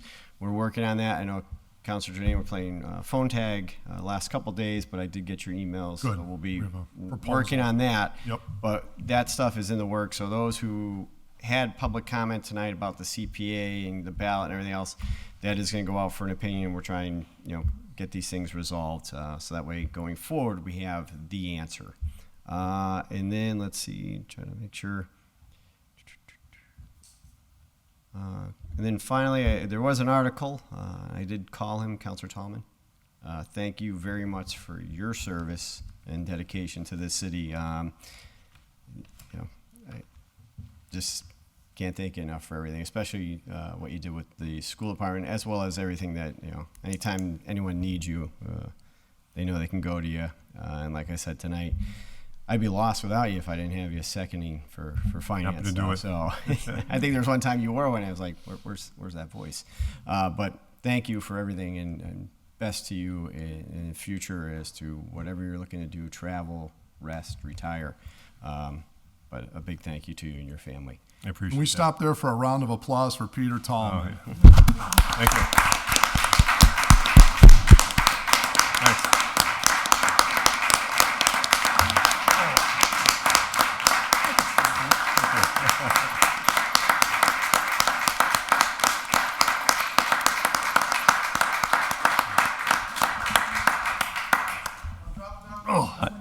I appreciate that.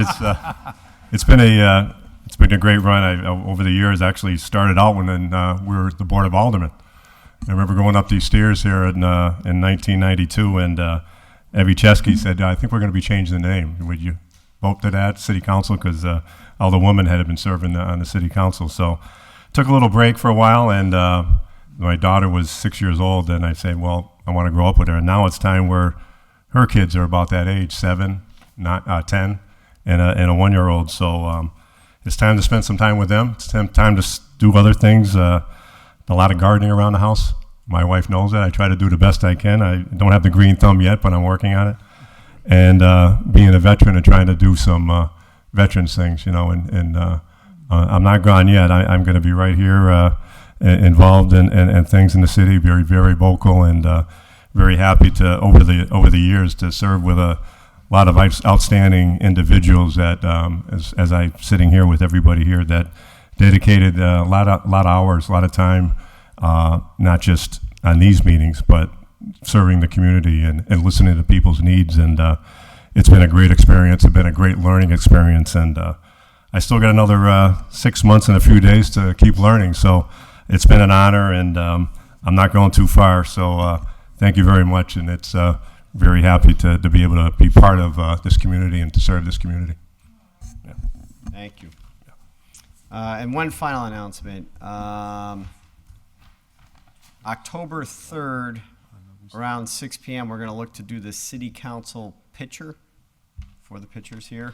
And then a group picture that we'll be putting in the capsule for the 150th. The commemorative book. There we go. So October 3rd, 6 p.m., just put it in your calendar now. So we got it done. With that, we'll go on to Ordinance Committee. Councilor Anderson Burrows. Yeah, I just wanted to plug in. So June 17th, Saturday, we'll be having our Pride Fest at Veterans Park from 12 to 6. Myself and my colleague over here, we've been working extremely hard to make this a success, not just for Holyoke, but for the community. And we're looking for Holyoke to come out and represent and embrace the community. Thank you. Anyone else? Miss anything? Nope. Okay. Oh, Councilor Rivera. Latino Scholarship Fund. Dinner is this Thursday, I believe. I don't know what the exact June 8th. Okay. There's still tickets available if you guys want to reach out to some of the people. Just wanted to give a shout out. Thank you. So off to ordinance. 16A, Commander Ordinance was referred. Petition for 15-12 Dwight Street, a street vendor license. Recommended that the license be granted with the following conditions. Hours be set as Thursday, Friday, 4 p.m. to 8 p.m., Saturday and Sunday, 2 to 8. Motion would be receive and adopt. Thank you, Mr. President. Before we move to a vote, I've been approached by the petitioner who would like us to consider an amendment to the condition that we put relative to the hours. And she's seeking to add Wednesday, and she's seeking to extend her end time to 9 p.m. So if the council is willing to entertain those amendments. I'll make a motion to make those two amendments. I'll second that. The motion is to amend it to say hours will be set Wednesday, Thursday, and Friday. So Wednesday to Friday, 4 to 9. Yeah. And then Saturday and Sunday, 2 to 9. Yes. Okay. I believe that's her intent. All right. All those in favor? Aye. Aye. All those opposed? All right. So with that, Councilor Bacon. So I would just like to make the motion to approve the license for the amended dates and days and hours. And it comes 5-0 from committee. All right. Seeing Councilor Malavalas. Thank you, Mr. President. I just wanted to show my support for this food truck. I know they're trying to do like everything bigger, Puerto Rican style. We know the pinchos and the empanadillas, but we have never seen them supersized. So I'm excited to see. I'm excited to see what she brings to the community. So I'm full support of this. All right. Seeing no one else, the clerk will call a roll. If you vote yes, you're voting for the license as amended. Coelho, Yes. Israel Rivera, Yes. Jenny Rivera, Yes. Tallman, Yes. Bacon, Yes. Anderson Burgos, Yes. Bartley, Yes. Givner, Yes. Jordan, Yes. Maldonado Velez, Yes. McGee, Yes. McGivern, Yes. Murphy Rumboletti. Yes. Unanimous vote. We vote you approve 16A. 16B, Committee on Ordinance was refer in order that Division 2 of our ordinances be amended to require the mayor and personnel department to create a job evaluation system for city employees so that all employees receive goals, standards, and performance. Recommend that the order be adopted. Councilor Bacon. Thank you, Mr. President. So the motion is to pass the first reading, and this came to committee from Councilor Jourdain, and as we've all been talking about a number of arenas in City Hall, we're talking about bringing things up to the current age in terms of technology and a number of other things. And this whole idea of having a performance evaluation system that is in place and formalized and used to support recommendations around reimbursement, I think is a very good move for the city to make sure we are rewarding the professionals that serve our city. So I'd like to give the maker of the order an opportunity to add anything he would like. Councilor Jourdain. Yeah, very briefly, I would just like to thank the mayor and Kelly Curran for both embracing this initiative. And there's already a desire on 2 of the groups to move forward that have the authorization already to do it. And again, this is the council just simply saying, we're going to have a job evaluation system. The mayor and personnel are given the autonomy to create and shape whatever it is that they feel is best from a management perspective. But this notion that we're creating goals and having standards and having accountability is super important to having an effective government.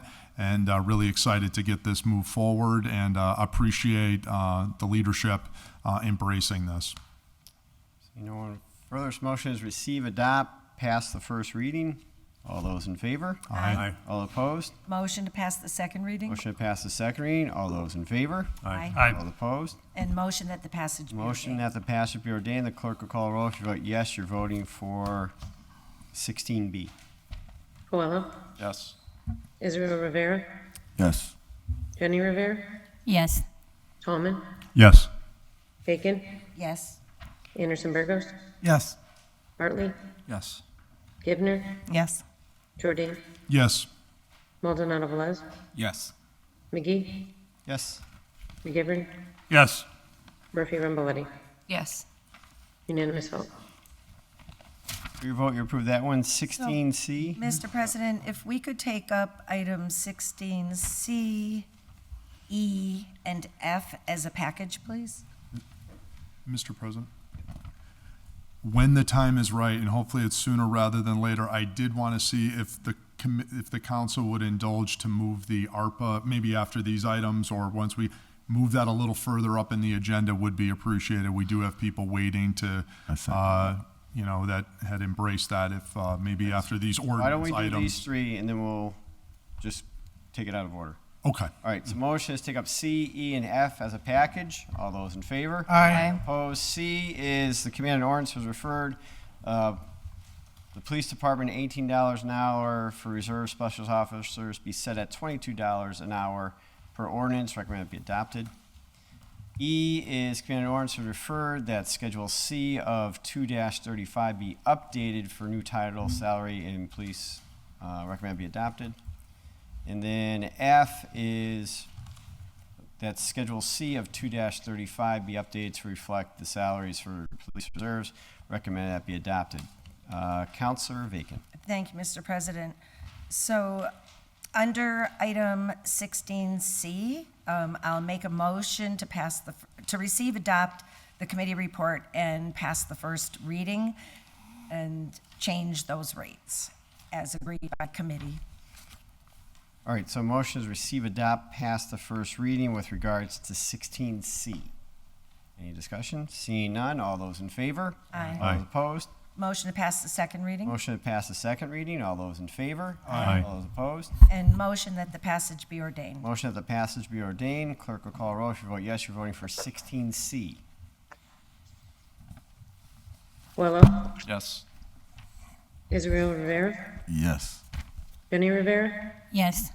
Tallman, Yes. Bacon, Yes. Anderson Burgos, Yes. Bartley, Yes. Givner, Yes. Jordan, Yes. Maldonado Velez, Yes. McGee, Yes. McGivern, Yes. Murphy Ramboletti. Yes. Unanimous vote. For your vote, you approve that one. 16E, Counselor? So for 16E and F, the motion is to receive and adopt the committee report. Motion for 16E and F is to receive and adopt the committee report. Any discussion? Or Counselor Bacon? Or that's it? So they were accompanying orders to accomplish what we voted in C.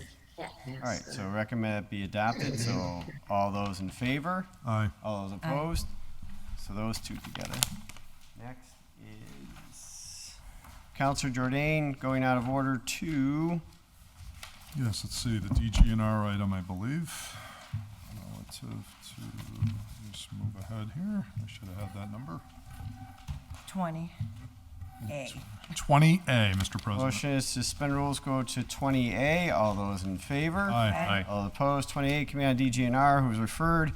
The Office of Development, the 2023 ARPA allocation spreadsheet, awaiting disposition. Counselor Murphy Ramboletti. So I called state ethics a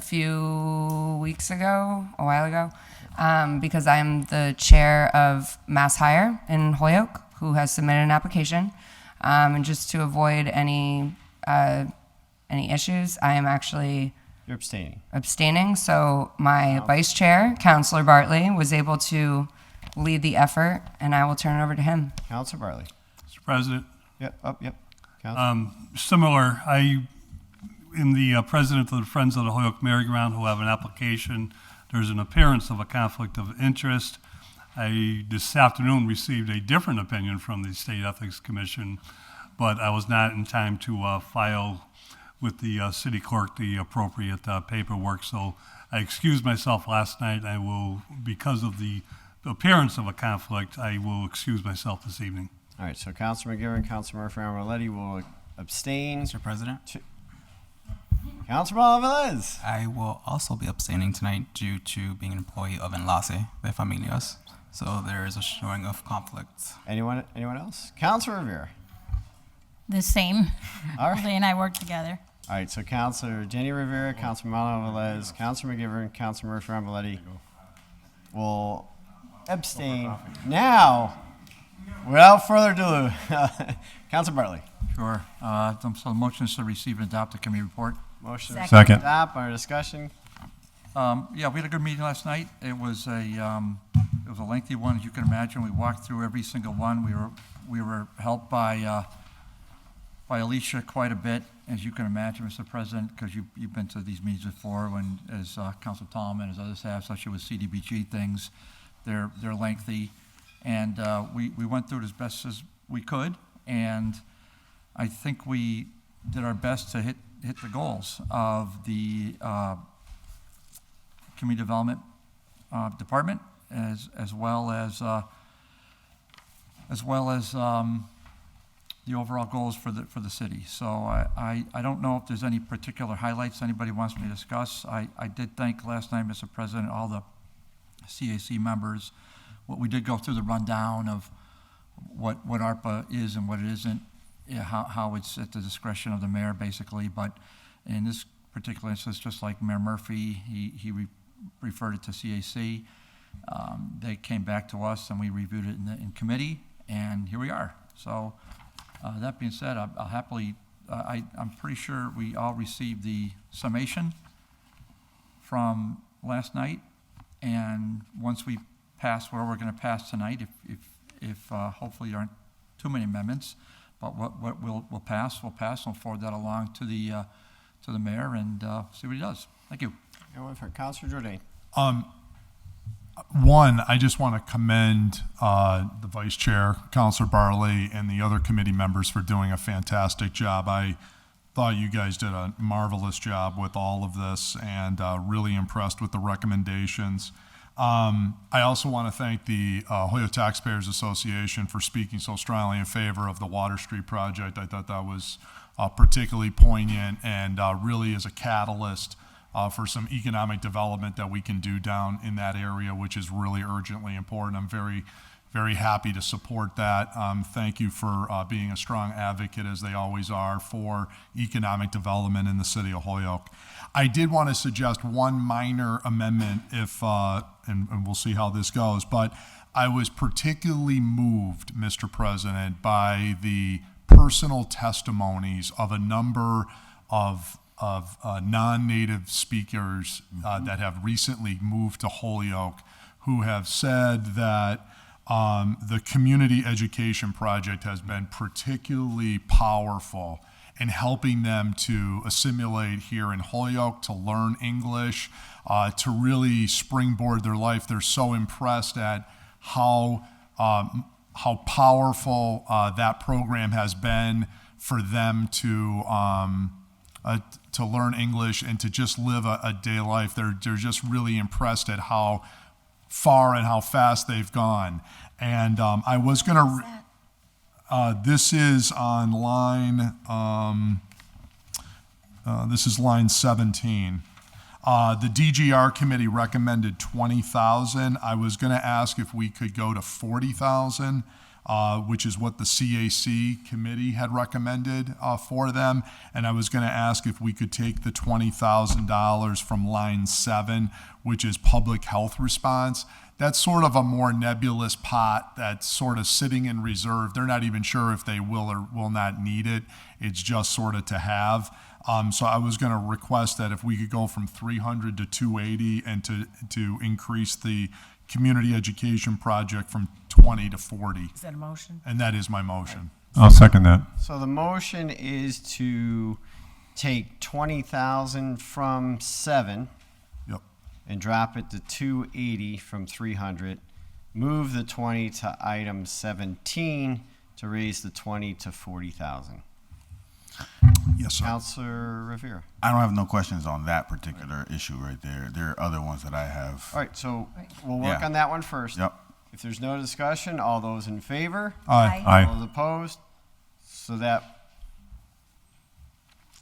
let me change it here, just so we have it done.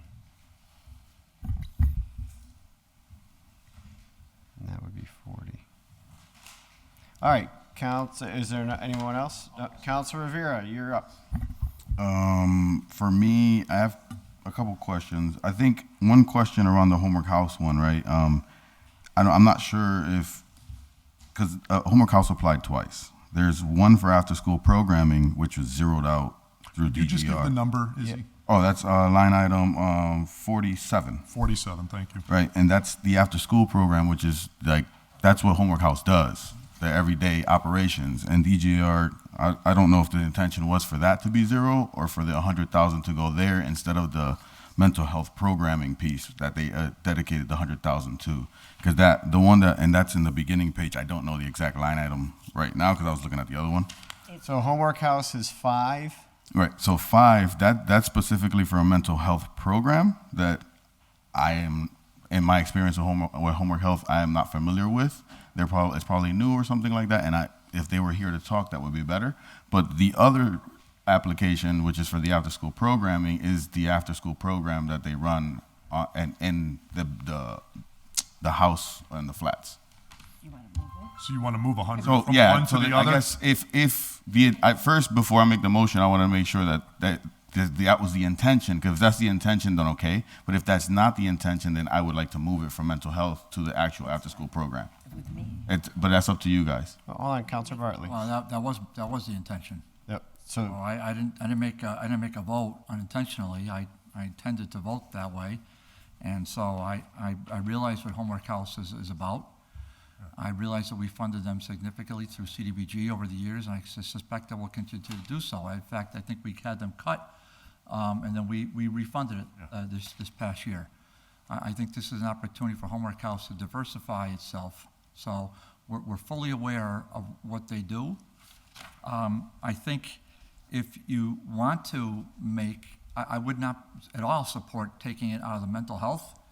If you want to find $100,000 elsewhere and supplement them, then perhaps you could take it from, I mean, Holyoke Housing has 2.5 million. Perhaps they could make do with 2.4 million and take 100,000 from there.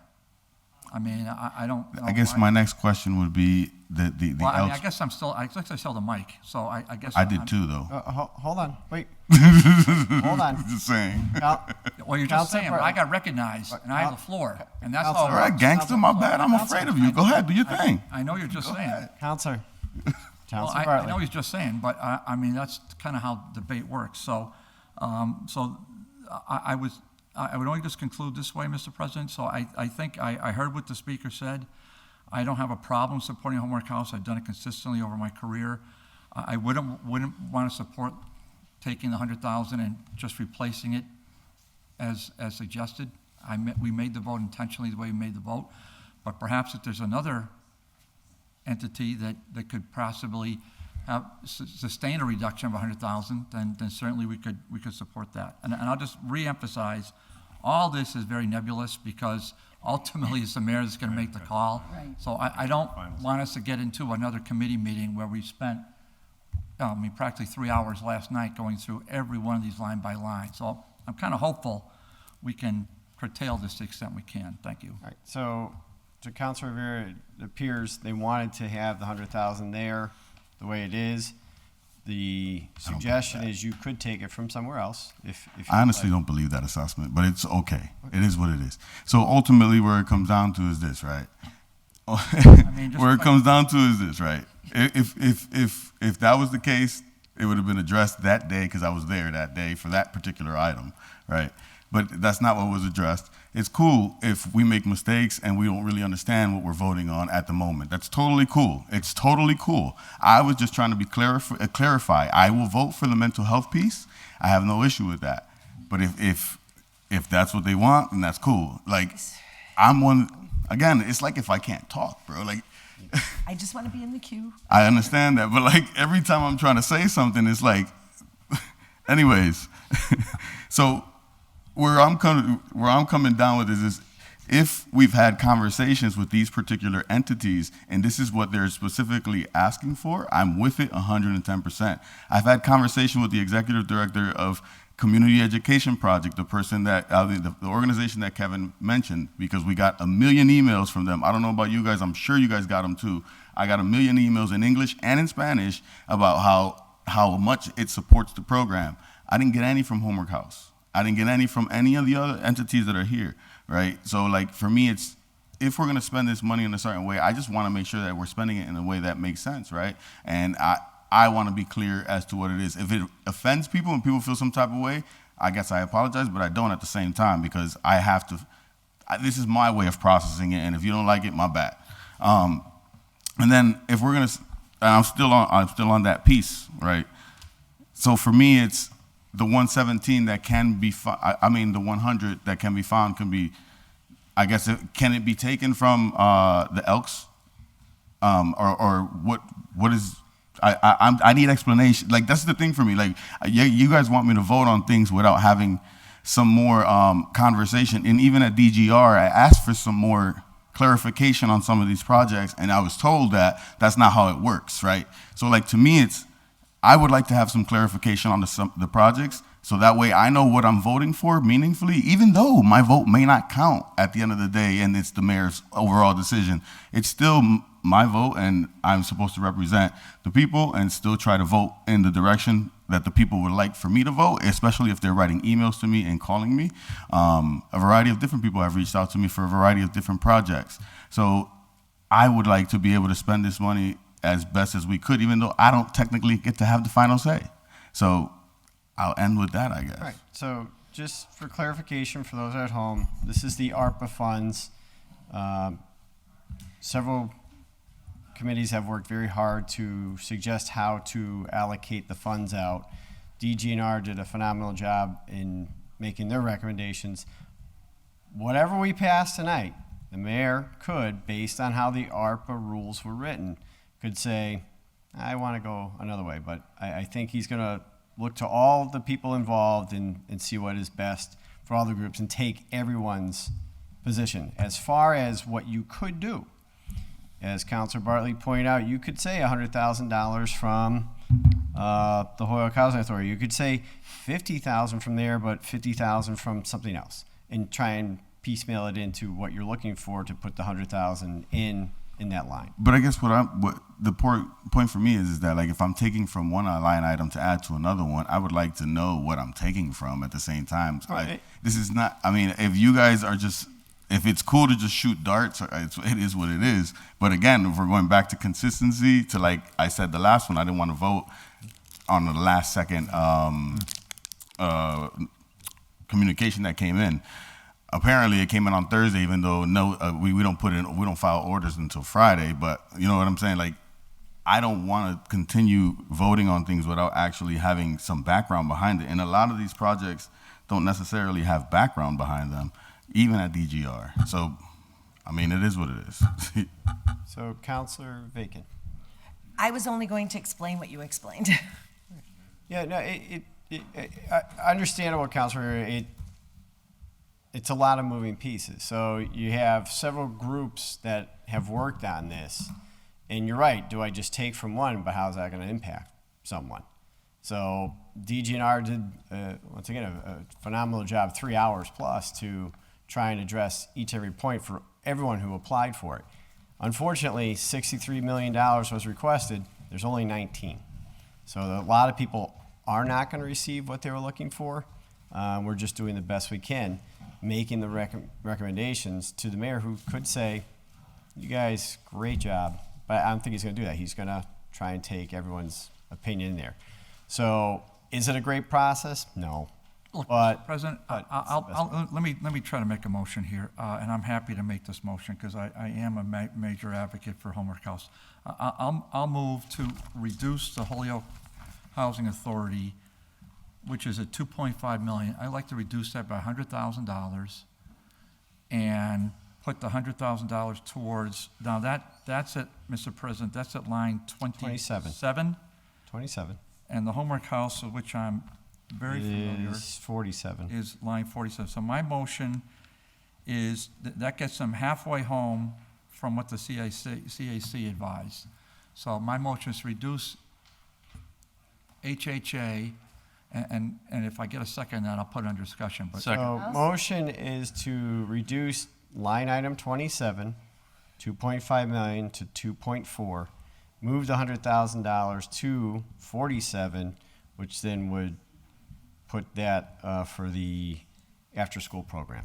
Under discussion? That was voted, that was seconded. Councilor Bartley. So very briefly, the HHA, we supported them 100% in the first round of ARPA. I know Councilor Tallman was all in on him. I didn't necessarily support him completely, but Mayor Murphy, ultimately, that was his call, and he wanted to go in. So remember, we had a good meeting DGR with that, and that was another long one, if you recall. So I've also pointed out consistently their past votes to go ahead and move hundreds of thousands of dollars from their balance sheet to MMDT, which is just a quasi-public bank in which all it does is collect interests. It doesn't do anything. So perhaps HHA can move that 100,000 that they probably need for the 2.5 million out of MMDT and fully fund their project, because they have fiscal flexibility, as we just saw by looking. They had their annual report sent to us, very glossy. I got that in the mailbox last Friday. So I'm very respectful for people's opinions, but as I said, and I'll just make one other point. I think every time we made a vote last night, and I consistently do this whenever I chair the committee, I always ask if there's further discussion before every single vote, Mr. President. So I didn't cut anybody off. We left it open for anyone to chime in, whether they're online or in person. So no one everyone had a chance to weigh in who is a committee member. So I hope I did that last night. I'm pretty sure I did. So that's really it. I think there's flexibility for HHA. And I think more so than Homework House, and the $100,000 would go a long way towards Homework House fulfilling its mission. Thank you. All right, so the motion is, once again, 100,000 from 27 to bring it down to the line item 47. Councilor Gooner. Thank you, Mr. President. Definitely gonna vote no on this. I don't believe in taking money away from the Housing Authority for if it's already there.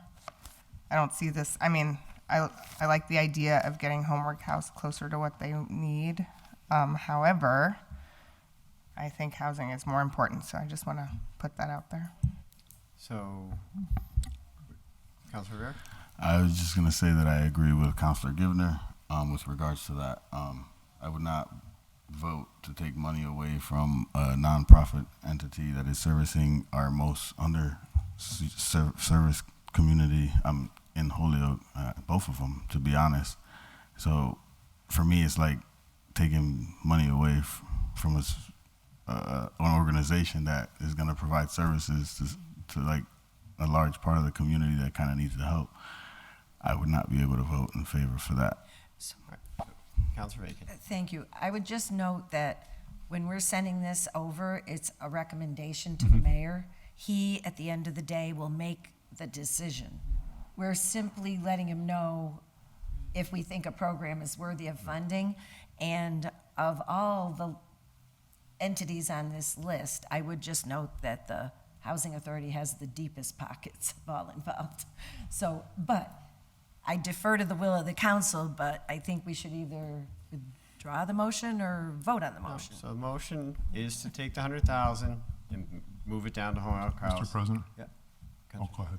I was just briefly going to say that I believe I'm going to vote yes on this because I think a great after-school program in Ward 4 is a nice thing to have, and I'm going to vote yes for it. All right, so all those in favor? Aye. Aye. All those opposed? Nay. How about, should we have a roll call vote? Roll call? Yeah. I'd say the ayes had it. Yes. Just have a roll call vote. Nah, you don't need it. You got it. Roll call. Only one roll call, but so we don't, no roll call, it passes, so you're moving. So I don't know, I just mean, update- but Mr. President, you had some people voting, some people didn't vote. I mean, I'm not hearing. I only heard one no. Oh, you only heard one no? I mean, my ears are pretty good at my. They are pretty good, yeah. Okay. I did have my birthday, and I'm just old. All right. All right, so that one was approved.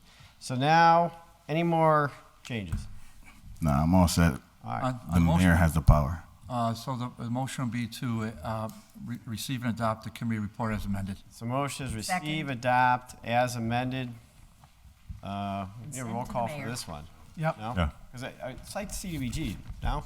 I don't think, but go ahead. Yeah, do a Yeah, roll might call. as well. Roll call, yeah. Just in case. 'Cause I always forgot I don't know the new ARPA one on that Won't one, hurt but any. we'll find out. Won't hurt.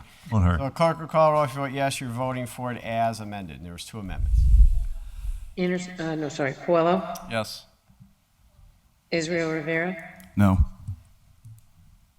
Tolman, Yes. Bacon, Yes. Anderson Burgos, Yes. Bartley, Yes. Givner, No. Yes. Jordan, McGee, Yes. 7 yeas, 4 abstain, and 2 nays. All right. Now we're on. Where did we leave off? I gotta go back. That's my mark. C was done. Everybody? D. So we're to D. Mr. 60D, President, yep.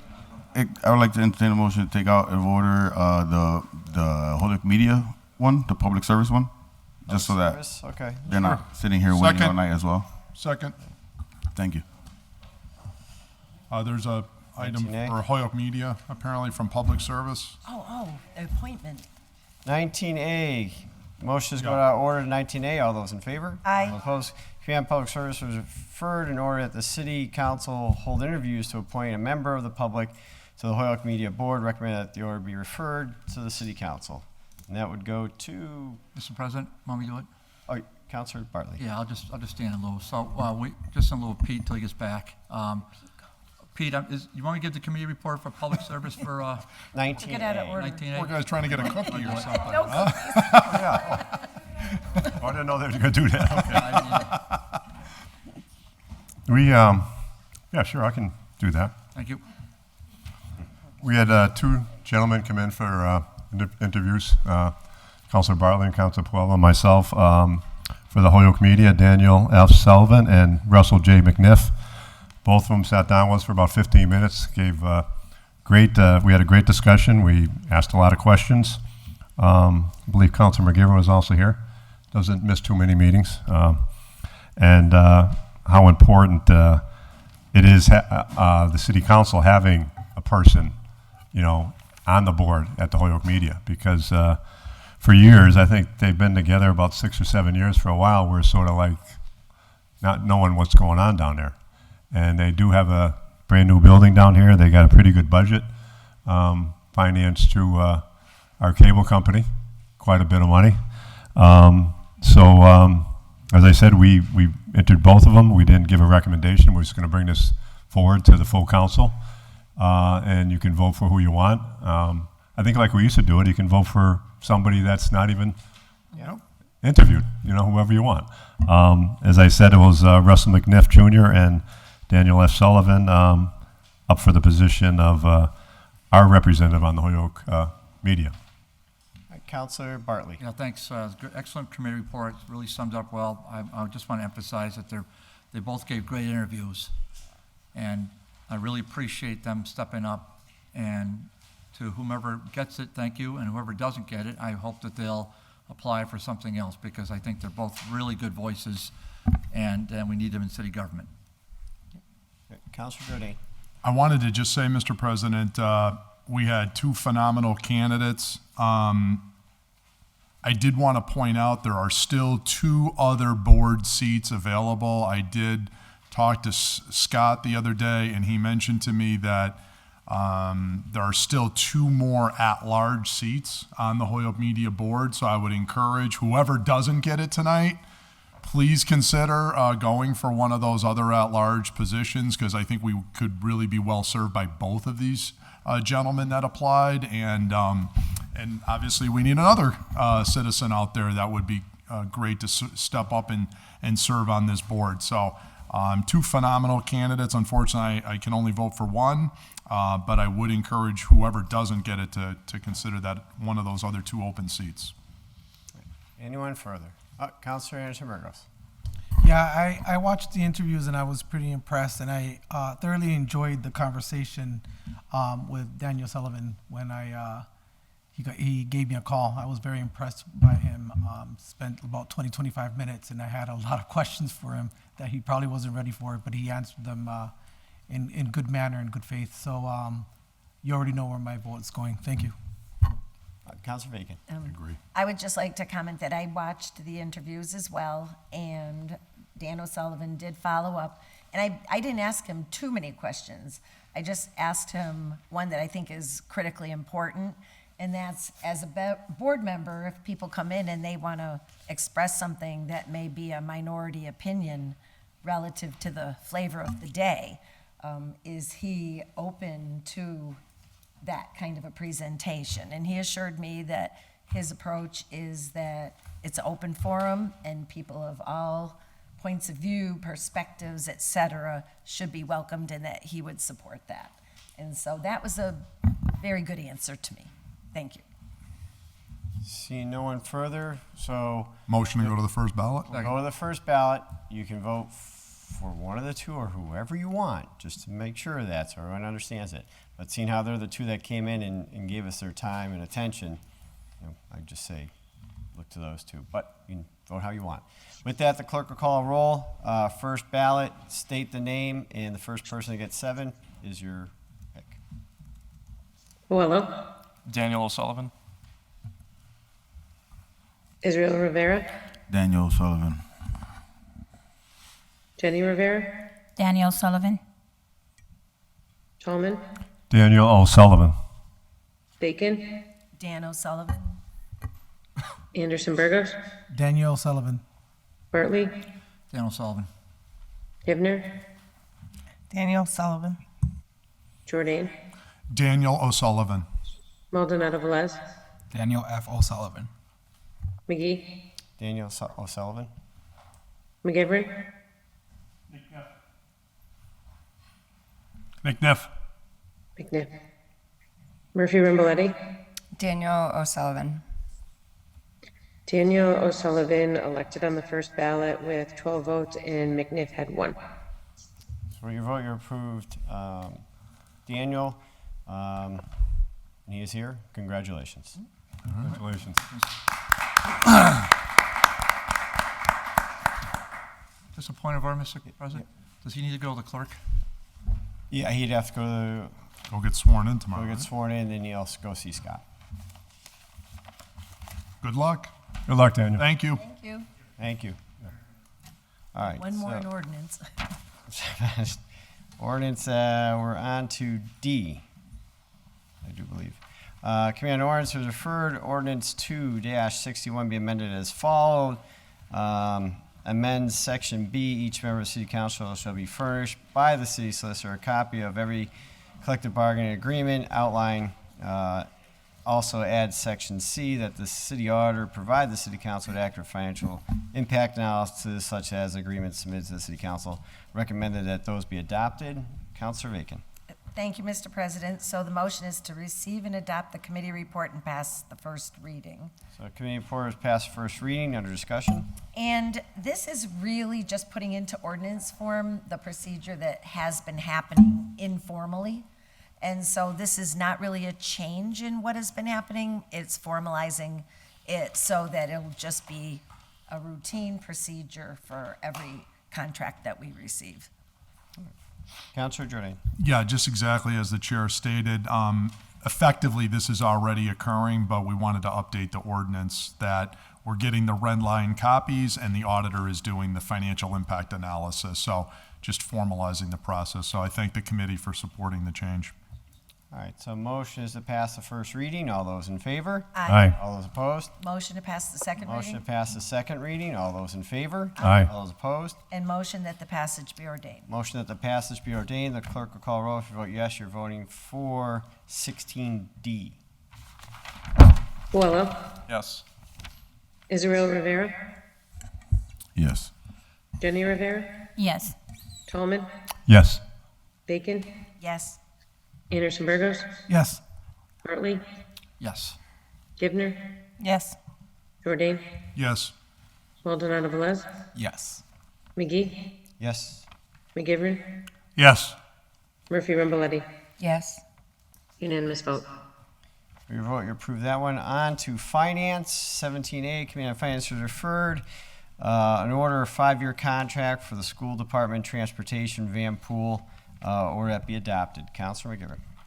Thank you, Mr. President. The Finance Committee met with the superintendent of the schools, Anthony Soto, and looked at the request that the school department be allowed to enter into a 5-year contract. That's our only purview in this particular contract itself, is that it would be longer than a 3-year contract, which the schools could do without a vote by the city council. I'll remind everybody, I think it was 2 years ago, a little bit more, we allowed the schools to extend the bus contract for from 3 years to 5. There was a savings just for that 2 years of $700,000. This particular contract is with Durham Services, and if we allow them to go into the 5-year agreement that's been negotiated, it will be a saving of close to $2 million over the 5 years. This is good for the city. It's good for the school budget. It makes a lot of sense when we have confidence in the people who negotiate these contracts, and that 5 years gives the vendor the opportunity to give the city a better option, a better cost figure itself. So the committee recommends that we allow the schools to do the 5 years. Anyone further? Councilor Jordan? We had a very good discussion on this item, and I think the chairman encapsulated it excellently. I would only add 2 additional points for councilors to consider in the future is a couple things. One is that we may want to consider a longer-term contract. We're getting locked out of a number of potential bidders because we're doing only a 5-year contract. So hopefully over this next 5 years, we can consider if we're in a position to do a 10-year or 7-year at least type contract. The other thing that I thought was really good discussion point that we had here was talking about a regional bus contract, that we can partner with other cities to do this, to give more economies of scale. I think that could be long-term a big savings. You know, if we could do a Springfield, Chicopee, Holyoke, or East Hampton, Holyoke, Northampton, you know, this type of arrangement on one of these contracts could really also be leveraged to save the city some serious money. So I encourage the people who are negotiating this and the school leadership, while they had this immediate need and they did the best that they could, and particularly want to give a shout out to our new purchasing director, who really, I thought, worked really hard to put this together. I think they also are going to look at some of these other approaches that we could take in the future, because this is a huge dollar contract. Thank you. Anyone further? Seeing none, so motion is to receive, adopt, and approve the 5-year contract. The clerk will call a roll. If you vote yes, you're voting for the 5-year contract. Coelho, Yes. Israel Rivera, Yes. Jenny Rivera, Yes. Tallman, Yes. Bacon, Yes. Anderson Burgos, Yes. Bartley. He's left for the evening. Okay, thank you. Givner, Out of the room. okay. Jordan, Yes. Maldonado Velez, Yes. McGee, Yes. McGivern, Yes. Murphy Ramboletti. Yes. Unanimous vote. For your vote, you approve that. 17B, Committee on Finance, who was referred an order for the Holyoke Food Coalition 8,000 no match grant. Motion to be receive, adopt, pass first reading. Councilor McGivern. Thank you, Mr. President. Finance Committee had Aaron Vega before us with a member of his office staff, Stephanie Rodriguez. This is kind of a continuation, but an important grant. $8,000 comes from the Department of Agricultural Resources. It's known as the Local Food Policy Council Grant Program.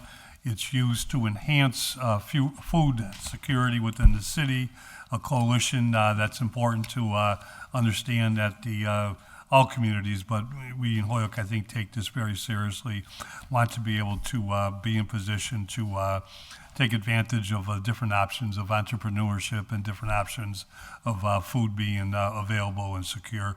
The committee, there's no match to the grant. The committee recommends that we accept the grant. Councilor Malo-Velez. Thank you, Mr. President. Just the tiniest correction is Stephanie Colon, not Rodriguez. You know, I'm gonna step back and look at my notes say Cologne, but on our agenda it says Rodriguez. So I went by the agenda, and that wasn't a Freudian that time. I'm gonna defer to the Wizard of Oz. Anyone further? So motion has passed first reading. All those in favor? Aye. All opposed? Motion to pass the second reading. Motion to pass the second reading. Clerk will call roll. If you vote yes, you're voting for the $8,000 grant. Coelho, Yes. Israel Rivera, Yes. Jenny Rivera, Yes. Tallman, Yes. Yes. Anderson Burgos, Yes. Givner, Jordan, Yes. Maldonado Velez, Yes. McGee, Yes. McGivern, Yes. Murphy Ramboletti. Yes. Unanimous vote. With your vote, you approve that one. 17D, Command of Finance, who was referred, $55,000 from sergeant to overtime. Recommend it be adopted. Motion to receive, adopt, pass first reading. Councilor. Very quickly, Mr. President, we met with the chief of police. The request from, first of all, from Sergeant, the reason that there's a surplus in that line item is that there was some vacancies in that position throughout the course of the year. There's plenty of money to get through the rest of the fiscal year, not that there's much left in the fiscal year. The overtime is to correct a discrepancy within the budget after a contract was passed earlier, and it wasn't taken into consideration for court time in the overtime, that the new salaries have an impact on some of the court time. So the chief respectfully asked the mayor, who agreed to transfer the money from the surplus line item into the overtime account for that purpose. Committee recommends that the transfer be allowed. Anyone further? Seeing none, so a motion to pass the first reading. All those in favor? Aye. All those opposed? Motion to pass the second reading. Motion to pass the second reading. Clerk will call roll. If you vote yes, you're voting for the $55,000. Coelho, Yes. Israel Rivera, Yes. Jenny Rivera, Yes. Tallman, Yes. Bacon, Yes. Anderson Burgos, Yes. Givner, Yes. Jordan, Yes. Maldonado Velez, Yes. McGee, Yes. McGivern. Yes. Unanimous vote. We vote you approve that. That's Finance, Public Safety. 18A, Command Public Safety was referred that a flashing stop sign be installed and replaced at the current location, Magnolia, Portland. Recommend that be adopted. Councilor Rivera. Yeah. 18A. Okay, we're here. So there's an approach that I kind of been thinking about taking because there's so many of them, right? However you want. So I kind of wanted to present it first, right? So I think A through D and V taken together as a package because they're all approved. Okay. And to be sent to their particular, either city engineer or the mayor. And then E, let's do those first. All right, And so motion is take up A, B, C, and D as a package. All of them. and V too. And V, all right. And V. All those in favor? Aye. All opposed? All right, so I did A. B is Committee on Public Safety to reach out to DPW HPD for a traffic study on Pine, Appleton. Let's see here. I recommend that a second stop sign be installed left side of the street, so that's recommended to be adopted. C is Public Safety, intersection of Yale and Park Slope. Recommended that informational sign be installed by engineer's recommendation. D, Community Public Safety is a stop sign ahead on the G&E pole number 8 near Magnolia Ave. Recommended to be adopted. And then V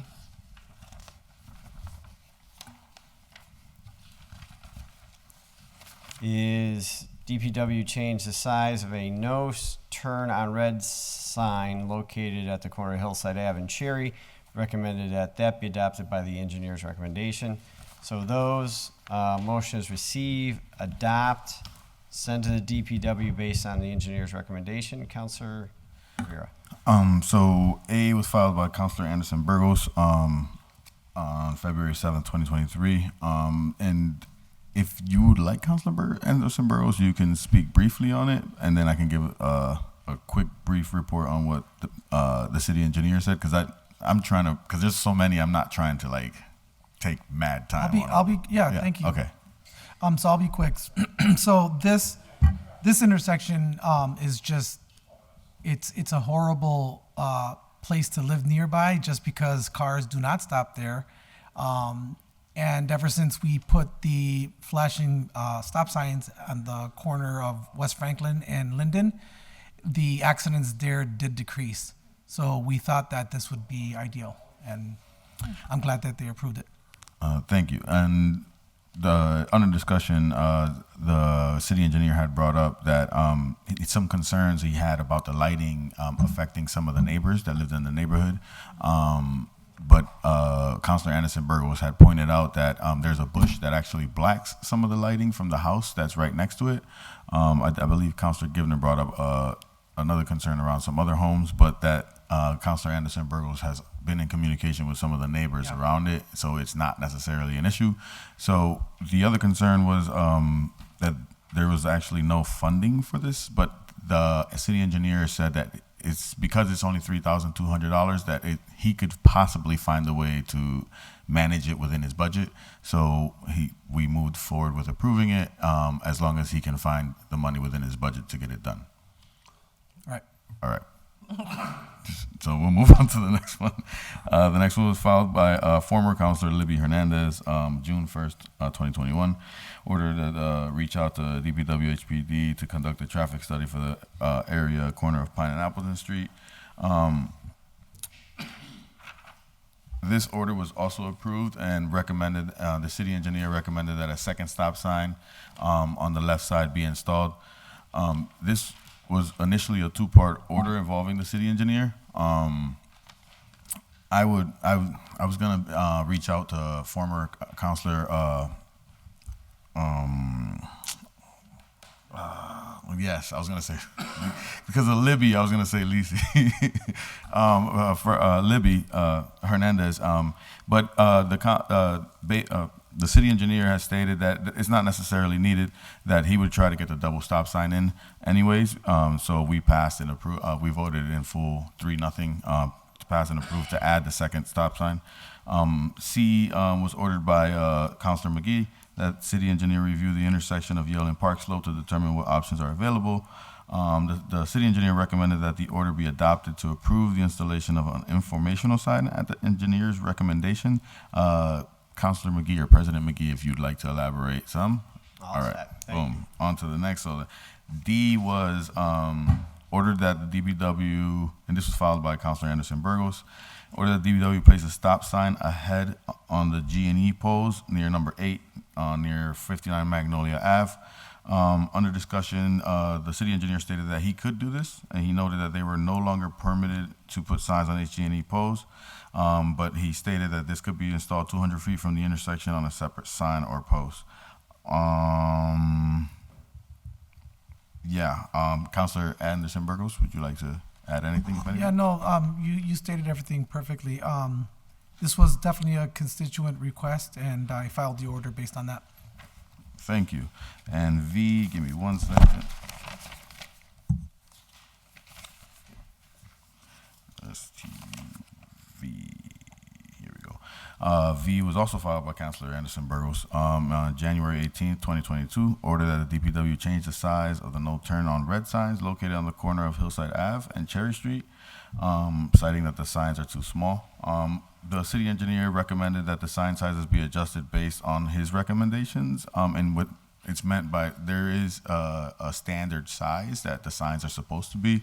He's going to check if it is the standard size, and if it isn't, that he will fix it to make it the standard size. And if it isn't if it is the standard size, I think we might have to readdress it. I think, but I believe that he thinks that it's a smaller sign than usual, so they're gonna check that and adjust it accordingly. Again, Councilor Anderson Burgos, if you have anything to add. Yeah, there was an issue at this intersection as well. Cars tend to turn on coming down Hillside, coming down Cherry, and then making a left right onto Cherry, and near-on collisions have been witnessed. So the reason that some of the constituents were mentioning is the signs are too small. You can't see them from across the way. So cars were ignoring the signs. And then, those are done with A through V, so A through D plus V. So we could entertain a motion to approve and send to the appropriate offices. For some of them, it's the mayor's office, and the others are to the city engineer's office. Second. All right. All those in favor? Aye. All those opposed? Next round. All right, next round. So it's technically all the rest of them. The way I have it written is E through U, W through 18, and the square box parentheses going this way, and then the 18 under dash, and 18 through 18 under lowercase c. Take them all up as a package. Second. All those in favor? Aye. All those opposed? Thank you, guys. This is always interesting. Oh, yeah, this is a fun one. A lot of work in that committee. So, E, I'll do them real quick. A study to address the possible right turn, only lane, Hamden right turn onto Pleasant. F, order that Clinton and Dwight Street corner needs a crosswalk or light or some kind of bump. Keep cars out from parking on the corner. G, DPW repaint the crosswalk at Hillside Ave and Coit. H, public safety due to concerns of Metcalf School ordinance or no right turn only. I, public safety due to neighbor concern. The engineer review Linden and Hampshire Street. J, a letter from a constituent regarding Hillside Ave and speed bumps. K, Hoyok Police Department provide an update on the agreement with Dunkin' Donuts that was also next to Eddie's Furniture. L, the city engineer recommend calming measures for Whiting Farm Road. M, a slow children at play sign be placed at Locust, West Franklin, Mackenzie. N, city engineer feasibility associated with a crosswalk for 401 Main Street. O would be city engineer evaluate suggestions with regards to Beach Street, Portland Street, and Linden Street. P is city engineer evaluate Cherry and Dale Street for calming measures. Q is engineer traffic mitigation for Whiting Farms Road, crosswalk. R, the city engineer look at whether installation of traffic lights intersection 141 on Bemis. S, that the city engineer explore feasibility in repairing the raised crosswalks at West Franklin and Magnolia. T, engineer review raised sidewalks in front of Blessed Sacrament on Westfield Road. U, city engineer study the intersection of Hamilton and Main Street. W, DPW fully plow, sand, and salt Ogden Street. X, DPW install raised crosswalks, intersection of Linden and West Franklin. Y, police department provide the city council report or intersections are the highest rate of accidents. Z, address safety concerns at intersection of B Street and West Franklin Street. 18, weird sign, Cherry Street, Bowden Village area. / sign, install crosswalks, calming measures for Main Street, Hamilton Street, Sargent Street. Next one is city engineer, public safety status funding repairs for crosswalks at main gate of HCC. Public safety crosswalk at Hamilton Street next to Stop and Shop. Next one would be DPW repair the sidewalks at Hamilton near 8 William Street. Next one is DPW HPD, engineer, city council, improve traffic safety at the corners of Linden and Hampshire Street. A, or little a, mayor, community development, fall projects for their CBG or ARPA funds to repair sidewalks at Queen, Coit. Next one, B, would be community support, four-way intersection, blinking red light, that's complied with as well. C, order that the light signal with crossing sounds be installed at the location near Stop and Shop on Hamden Street. And I think that is it. So all those are complied with, I believe. Yes. Councilor Rivera. I'll do my best to get through this. We're starting at E. E is filed by former Councilor Libby Hernandez and Councilor Murphy and present Councilor Mr. Tallman. Ordered a study to address possible right turning on only lane, Hamden right turn only on Pleasant is the go. Under discussion, the engineer stated that there would need to be a study and design done, noting that the signal had timing associated with it that would likely change if this was approved. He then expressed concern about the resulting queue length in Hamden Street becoming excessively long and changing the level of service through those driving through the light. He then noted that in looking at the accident data from the last 3 years, there were 15 total accidents. He added that to make it onto the state's top 200 list, the cutoff was 27 accidents. He stated that they plan to replace the light as part of the total of 11 being replaced in the city. That he did not recommend the request due to detrimental impact on traffic. But that was his request. So this order was complied with. Councilor Tallman filed it about 2 years ago. It's been a while, yeah. This goes back. We tried this years ago when they were coming up off of the bridge in South Alley up Linden Street, and I was just concerned with the new building going up there, the White Hut. Yeah. You know, there's going to be some issues, but I did talk to the engineer ahead of time and asked me about what he thought about that, and I understand because when those two cars, you got 2 lanes there, and it goes up right past Dunkin' Donuts and past it's going to go into one, so it would be difficult. But I'm glad it's on their radar, and just to get an idea of what can happen, because in August when that White Hut comes online, August and September, we're going to have to keep an eye on how that traffic is flowing up there. He also mentioned that there are going to be several traffic studies going on throughout the city. And I believe that may be something that he's incorporating with that piece too as well. Yeah, I appreciate the time you're taking on that. No worries. I'm trying to take everything out of there. Yeah. The next order was filed by former Councilor Libby Hernandez, ordered Clinton and Dwight Street corner in need of crosswalk of light and some kind of bump out to keep cars from parking up the corners, block visibilities for pedestrians. This order was complied with and referred to the mayor for funding request. The city engineer recommended installing curb extensions as the best solution to shorten the amount of space for pedestrians to walk. He also noted that it was a dangerous corner and that it is an issue, but funding it is the issue. He pretty much stated that if we get the funds for this, he recommends bulb outs. That's what they're called. But pretty much that we comply, we agree, but there's no actual funding mechanism for it. So for now, it's complied with and referred to the mayor for whenever there is funding for this particular project. That was FG. G was filed by Councilor Bartley. Ordered DPW repaint the crosswalks on Hillside Ave near Coit. This is complied with. We complied. It suggested that Councilor Bartley suggested that there may be another step at the meeting, but the city engineer stated that the maintenance items could be addressed directly by reaching out to DPW and having them turn into work orders without needing to file orders. He suggested that it created a lot of extra paperwork. So in a sense, this is complied with. Councilor Bartley's not here at the moment, so we'll just move on.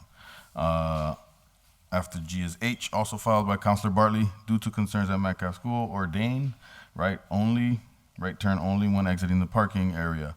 Under discussion, Bartley stated that he had nothing to add and that he felt that the order should be complied with.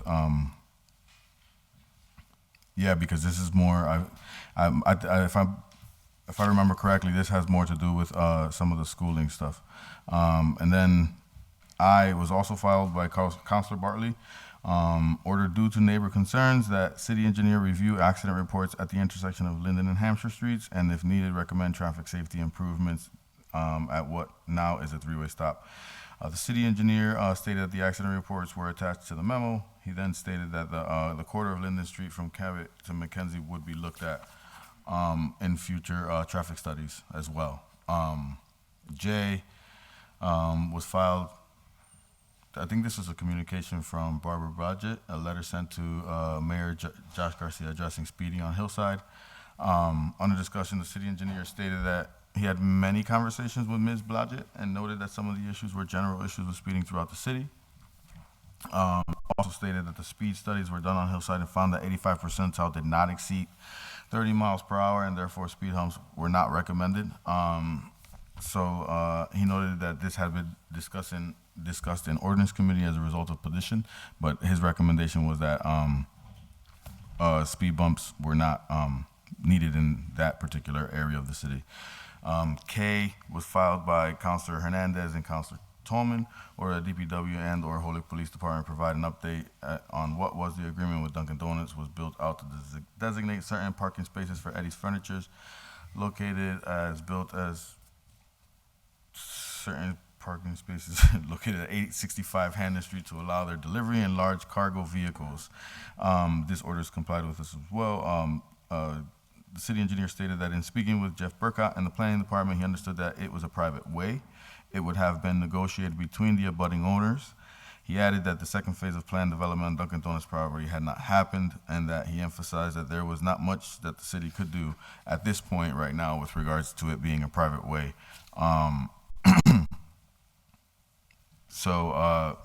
That one was complied with as well. Could I just add on something on that? That was going on when the Dunkin' Donuts was being built, and actually Eddie's Furniture was using that whole lot there to back up trucks. So now they're backing up trucks off of Hampden Street, which can be difficult sometimes. So they're pulling right in front of the house, and the business is behind there in the alleyway, and they're trying to get their stuff off of there. So I think those first couple spots, they were going to try to make sure that they had parking for, the vehicles, some of them are tractor trailers, to drop the furniture off, and then they would go. They would sometimes try to back in there, but it's difficult on Hampden Street to back in there. They would take the furniture off, and that would take a while. But I don't know if the engineer stated that they could have a couple spots there in front. Well, I 856 think, I think with the engineers, what do you mean, on the public street? Yeah. So I think we saw a different order filed for that, particularly. I don't know if Councilor Givner had brought that up before in a different public safety meeting around parking spaces for them, and it was deemed that you can't technically assign parking spaces to a particular business. But I mean, go ahead, Councilor Givner. Yeah, they were trying to work on an agreement between the two, but nothing was actually hashed out legally.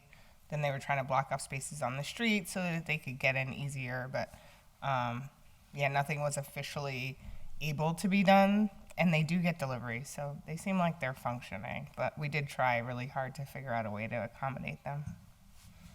Yeah, some businesses, even some here on High Street, it says business deliveries, the parking. So maybe that's something we can look to in the future. That I agree with, because I think they do the same thing here with VCare. Right. But it's transporting people, might be different. But again, it's still business and deliveries. So I think that would be something for somebody to follow up with the planning department to make sure that it's being hashed out. I can contact Jeff, and I'll try to contact the people at Eddie's Furniture too.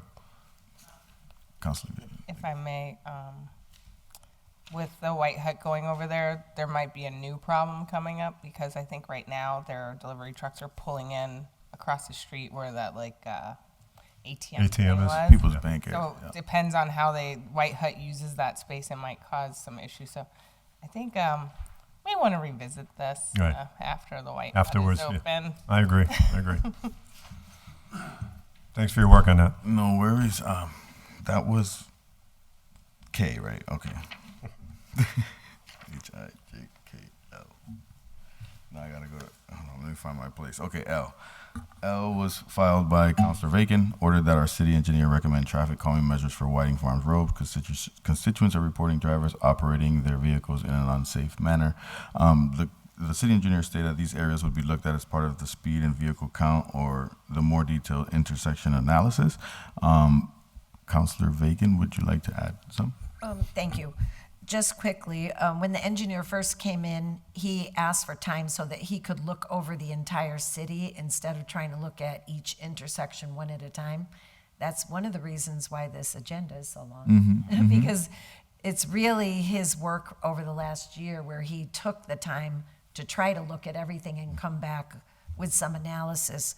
The good part, and So for the other area of Dale, you won't have to come back to me, because those, and Cherry, those were found to be high-risk areas that he's doing further in-depth work on, and will come up with recommendations on those as top tier. There was a third one, too. I know he had the top 3. So I'm feeling confident that he'll come back in fairly short order, and he did talk about some of the less expensive ways of calming traffic by using tape and paint on the roads instead of sign everywhere, because And the there's so divots many in the road, signs too. now, they're somewhat ineffective.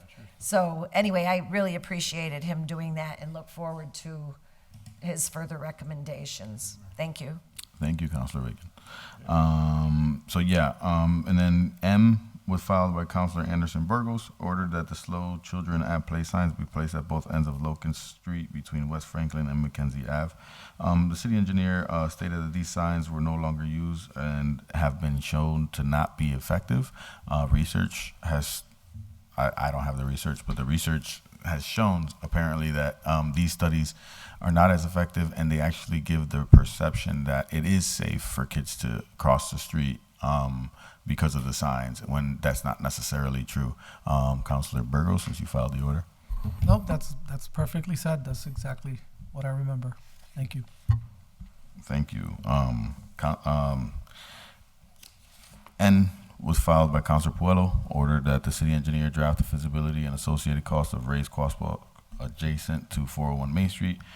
City engineer stated that this was included in a project for three locations of raised crosswalk along Main Street that they were using Canvas impact funding. He stated that they would be between Cabot and Spring at the Spring Street intersection and at Hamilton, adding that they would be under construction later in the year or earlier in the following year. Councilor Puello, if there's anything, well said, good. And thank you for that, because we're gonna get, like, those are cool crosswalks, I'm not gonna lie. Because Main Street be wilding with the people going up and down, and they don't even let you get in when you're coming in from the side streets. O was filed by Councilor Anderson Burgos. The city engineer evaluate and make suggestions to address the speeding on B Street, specifically to the stretch between Portland Street and Linden Street. The residents that live on the side streets are concerned when turning on B Street. As a side note, that Holyoke High School is, hold on a second, across the street, and this makes the section a hazard to the students as well as the pedestrian. The city engineer stated that he would plan to collect speed and traffic count data at this location. He emphasized that there weren't not a lot of options due to it being a 4-lane stretch of the road. He also added that Beach and Resnick, the light may have an impact, especially if it were to be reconstructed with a roundabout as part of the future of a Mass DOT project. So the city engineer mentioned that that section is on one of the highest, like one of the top 200 lists of like highest risks or accidents in the state, and that Mass DOT has actually been looking at that particular, further down around Beach and Resnick, looking at that particular intersection, and apparently, according to the city engineer, they're thinking about turning it into a roundabout. So he doesn't necessarily recommend that we do anything around that, because if it does get changed to a roundabout, then whatever we invest into that particular intersection kind of becomes moot. And then the next order was filed by Councilor Bacon, order that the city engineer evaluate the area. Oh, you mentioned that one, so we don't necessarily have to address it.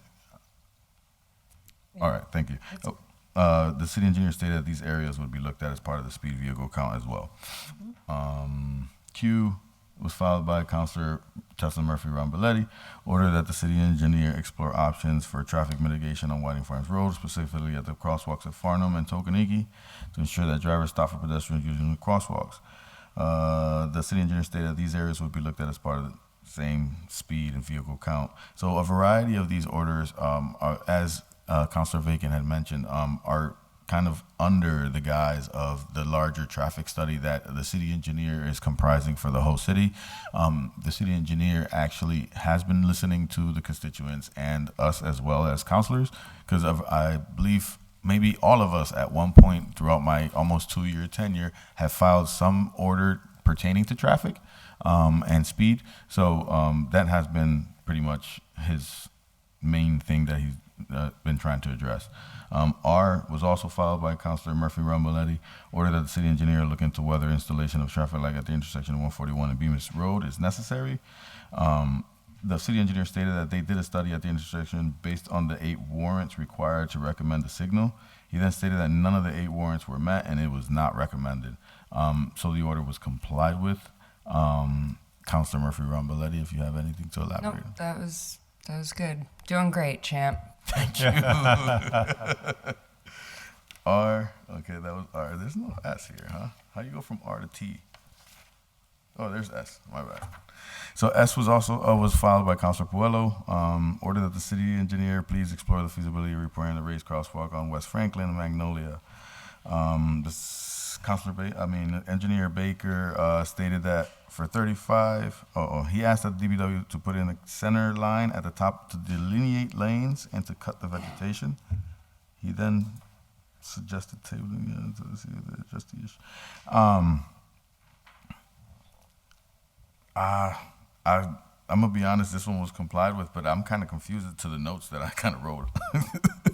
Councilor Puello, would you like to add? This is your order. Yeah, I think the city engineer just said that that one's going to be coming. I think it's part of a water project, if I'm not mistaken, Councilor Burgos. It's in 6, yeah, so it's part of a broader water project, and once they get everything sorted out, they'll include that in. The lines you're referring to is a different one, it's tabled. Thanks. Okay, thank you. T was filed by Councilor Jourdain and Bartley. Ordered that the city engineer review the opportunity to put a raised crosswalk in front of Blessed Sacrament School on Westfield Road and report back to the city council on the ability to do that. The city engineer stated that they had a shared streets grant with Mass DOT and were able to change the scope given the raised crosswalks proposed for Appleton would not work. He added that they shifted that to Kane Road as well as the Blessed Sacrament raised crosswalk. He stated they just needed to wait for the birds to come back, I guess, to hear back from them about that approval. If you have anything to add, Councilor Jourdain, feel free to as well. Yeah, Mr. Chairman, they did say that they were going to do it.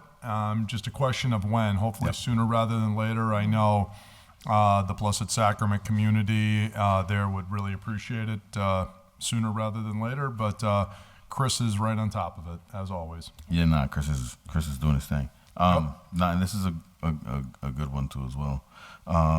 You filed by Councilor Maldonado Velez, ordered that the city engineer study the intersection of Hamilton Street and Main Street in hope of adding safety measures. Some problems at this intersection have been very dangerous. This is similar to one Councilor Puello had filed. Not the same, but similar. Councilor Maldonado Velez, would you like to elaborate on this one first? I just want to give an appreciation to our city engineer for doing all this. As clearly as you just said, there's a lot of traffic issues in our community, so them doing this due diligence to go through every intersection, every order, and give a recommendation is greatly appreciated. So, no worries.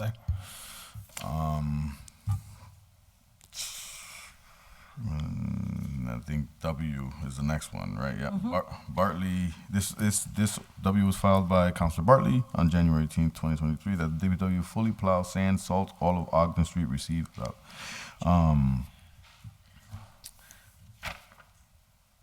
This order was complied with pretty much. We brought it up. We had the conversation, and this is actually an order that he filed back in January. So a lot of this didn't kind of pertain to the moment that we actually met the meeting, so it was complied with. X, Councilor Anderson Burgos, filed by Councilor Anderson Burgos, order that the DPW install a raised crosswalk at the intersection of Linden Street and West Franklin Street. The city engineer stated that this was his top priority intersection, noting it was the only unsignalized intersection on the top 200 list. He stated that his analysis, that one of Councilor Burgos' analysis that he had suggested was most likely correct with regards to traffic flow. Councilor Anderson Burgos, do you have anything to add? Good job, champ. I'm gonna need some water after this. We're about halfway there. Almost there, yeah, almost there. That's the crazy part. I'm at Y, and I'm like, I still got the funny looking thingamajiggers. Midnight looks awfully good. So. Y was filed by Councilor Anderson Burgos, ordered that the police department provide the city council with a report of the intersection with the highest rate of accidents. Discussion of safety concerns would be held by having a broader picture of problems areas instead of discussing individual issues. Why? The city, this is it. The city engineer stated that it was public site. He added that it that it provided more information than just crash locations.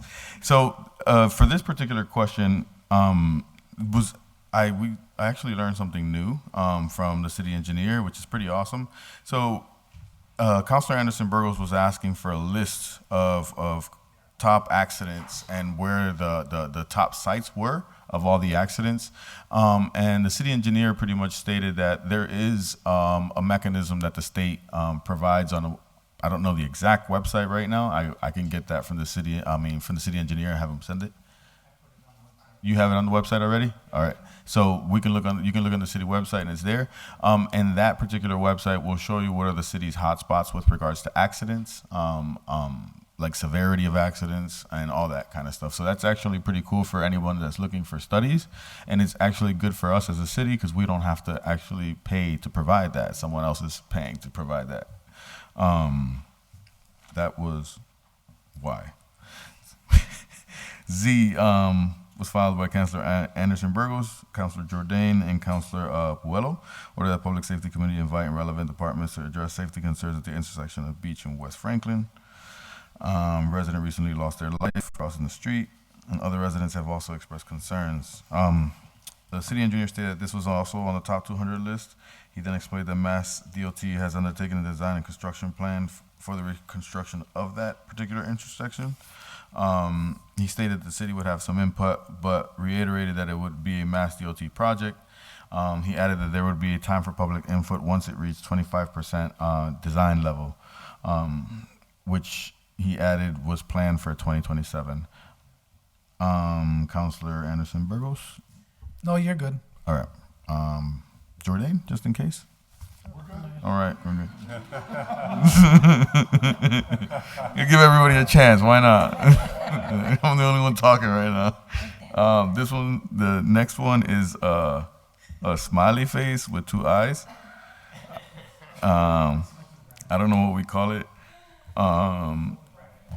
This was filed by, what is it? Open Kraken? Or Open Bracket. I was going to say, Unleash the Kraken? Like what? Okay, so it was filed by Councilor Bacon.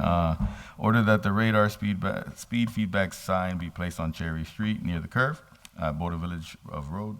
When approaching the intersection at Dale, pedestrians are reportedly nearly being hit by drivers while in the crosswalk. Councilor Bacon? All set. All set? Gracias, señorita. That's what I'm talking about. I filed a new order for this. There we go. So that one's addressed. Then the other one with the backslash with the two eyes. He doesn't look too happy. Was filed by Councilor Jenny Rivera Maldonado Velez. Ordered that we install raised crosswalks or other calming measures on Main Street. Oh, this is the same one, similar to the other two.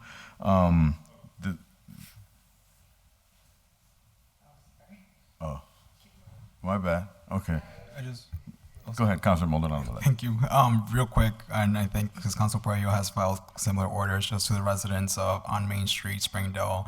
There's a lot of studies and there's a lot of newness coming down to that corridor. So a lot of the crosswalks and raised crosswalks and everything else should be coming within the next couple of years. So that's exciting news. Thank you, guys. So this one, it was complied with in traffic study, and we're going to get these crosswalks. Now we're on to the other bracket. Yeah. This is followed by Councilor Bartley. City engineer provide an update to future public safety meeting on the status of funding repairs at the crosswalk for the HCC. The city engineer stated that the concept would suggest removing the current beacon and install RFBs as well as rework the median. He added that they would also need to have ADA sidewalk ramps installed on each side of the crosswalk and additional sidewalk work on the campus side to feed into the existing sidewalks. He estimated the cost would be $120 to $175. At the moment, Councilor Bartley stated that this was good news, but a funding source would need to be identified. And then the conversation led on to just talking about speaking with the mayor about a possible funding source. This item was complied with. This is also a great item too. This thing, I don't know what it is called. The up sign with the 2 dots. What is it? Oh, yeah. Okay. So filed by Councilor Hernandez, order that the crosswalk that was installed in Hamden Street next to Stop and Shop to address our pedestrians, but most importantly our blind residents, is missing essential functions, and it would be most beneficial that a spring-loaded in-street pedestrian crosswalk sign be placed in the middle with lines repainted that instill urgency to motorists that they need to stop, slow down to allow our pedestrians to safely arrive on the other side. There's still more to that order, but I'm going to cut it short there because the city engineer acknowledged that it was a dangerous corner with a long walk across the street, as well as being located up a hill around. He noted that RFBs, rectangular rapid flashing beacons, were installed as a mitigation measure, but were unsure how well they were working. He then suggested that bulb outs could be installed. He also suggested that a pedestrian hybrid beacon known as a hawk crossings could be installed as a newer way of mitigating issues.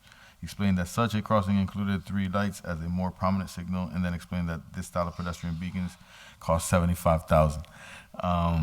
Could cost up to $75,000. Again, this was an order filed by Councilor Hernandez back then, in 9/7/21. This order was complied with, and it's suggested to refer to the mayor to find funding to build the bulb outs. And then we have, I don't know what to call this. October 19, 2021, filed by Councilor McGee and Councilor Tallman, order that DPW repair sidewalks on Hamden Street near 8 William Street. The city engineer stated that they are working on a comprehensive list of sidewalk requests and were prioritizing them, as well as noting potential funding sources to fix them. He also emphasized that as this was not the way that he preferred to handle it, he was seeking funding to do a citywide condition study and ADA transition study. He then stated that they were done with projects that were funded with and were relying on CDBG funding, which was limited to eligible census tracts. Added that it also had to be eligible land uses such as residential use. So this order was complied with. Councilor McGee, if you'd like to add anything, just in case. All right. Could I say something? Yes, Mr. Tallman. Yeah, I think that it should be Allen Street and Williams, and that part from I believe it was Williams down to Nonotuck on that side of on Allen Street. It's the north side. The whole sidewalk was coming up. It was sort of like the not the real cement, but it was like the blacktop. The blacktop. And it was coming up because there's some trees there. So I'll follow up with the engineer. Yeah, but it should be Allen Street near 8 Williams, and it's that section right there because we had an individual that was handicapped, was going down to the park in a wheelchair and tough maneuvering over there. That makes sense. If you refile it, and I'll pull it up to the next public session. But I'll follow up with that. Yeah. All right then. Okay. Thank you. And then hold on this side. The next one's filed with Councilor Bartley. Ordered that the DPW, HPD, and CDG engineer report to City Council with his efforts to improve traffic safety at the corners of Linden, Hampshire Streets, and Linden Locust Street, as residents report speeding, accidents, and many instances of running stop signs. It says, please produce accident reports for the last 2 years for these intersections and send as communication. The city engineer stated that the city accident reports were attached to the memo. He then also stated that Linden Street from Cabot to Mackenzie will be looked at in the overall traffic study as well. This order was complied with, and then I believe the next order was filed by Councilor Bartley, November 15th, 2022. Order that the mayor and CDBG, or Community Development Fund, The following projects with CDBG or ARPA funds: repair sidewalks on east side of Queen Street between Coit Street and Queen Street, and build repair sidewalk on west side of High Street from Norfolk Street to Toronto Drive. Repave Merrick Ave, repair sidewalk on South Street of Hampden Street between Nunatak and Pleasant Streets with a section near Thorpe. The city engineer stated all locations were on the comprehensive list. He noted that some may not be CDBG eligible, and he added that he had learned sidewalks were not an eligible activity for ARPA. He noted that the city would need to appropriate for sidewalks that were not in CDBG eligible locations. So in a sense, the ones that are eligible for CDBG, they could possibly get addressed, but the ones that aren't, they will have to wait until the city has funding, appropriate funding to be able to fund the projects, but the order is complied with as well. And then the next one is filed by Councilor Givner, ordered with community support that all four-way intersections include either red blinking lights or solar-powered stop signs. The city engineer emphasized that cost was one issue. He added that it would be close to $13,000 per intersection throughout the city, not including the time for DPW laborers to install them. He also added that there would be maintenance issues and intensity concerns. He suggested that each location should be looked at individually. He added that these should be saved for places that really needed them, places with a lot of non-compliance of stop signs, and suggested bringing up specific intersections on an individual basis. Councilor Givner, in case you have anything to add. Just that part of the reason he mentioned we should look at individual corners is because of residents and the blinking light issue that can shine into homes. Right. So I just wanted to add that. All right, thank you. The motion was also complied with, and I believe this final one was filed by Councilor Givner and Councilor Tallman, ordered with special support from our blind residents and advocates, ordered that a light signal with crossing sounds be installed at location of existing cross to Stop and Shop on Hampden Street at Clinton Ave. So this one is similar to the one that we just spoke about, and it was recommended that we do the bulb outs and some of the traffic study recommendations to figure out how best to proceed there too as well. So yeah, all of these orders are complied with. If we like to entertain a motion to vote on Good job. like 40-something orders, I would The totally motion appreciate it. is that they're all complied with. All those in favor? What, no discussion? Oh, no, there's one discussion. Public safety can no longer meet for the remainder of the year. No. I'd just like to make a motion that now that the Public Safety Committee jacket is empty, we dissolve the committee. Hey! I'm with it. I'm with it. Great job. It'll be packed for Nice the job, champ. Good job. Thank you, guys. Let's see here. We are on to, so we did do DGNR, we did public service, but public service. Yeah, Mr. Committee. President, could I make a motion to pull out of the public service jacket the letter reappointing Kate Kruckemeyer to serve as Commissioner of the Planning Board? The motion is to pull from the committee a reappointment by the mayor for the Commissioner of the Planning Board.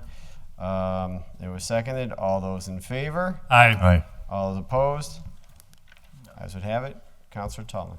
Yeah, I believe we need 9 votes to pass this, to take this, to act on this tonight. We had Kate in here a couple weeks ago. This is a reappointment, and Kate has been on the board for 4 years. She filled in somebody's appointment for somebody who had left after 1 year. She came back in and submitted her resume again, and also the planning department submitted 2 years worth of meeting minutes because those were asked for.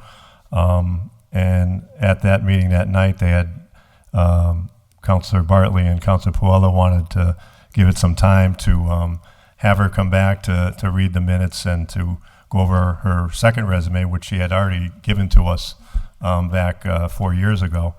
And I just felt that this is something that the mayor had brought back to us back, actually it was May 21st, received by the city clerk on May 24th, and it's been in our committee April 4th, and we've had her in,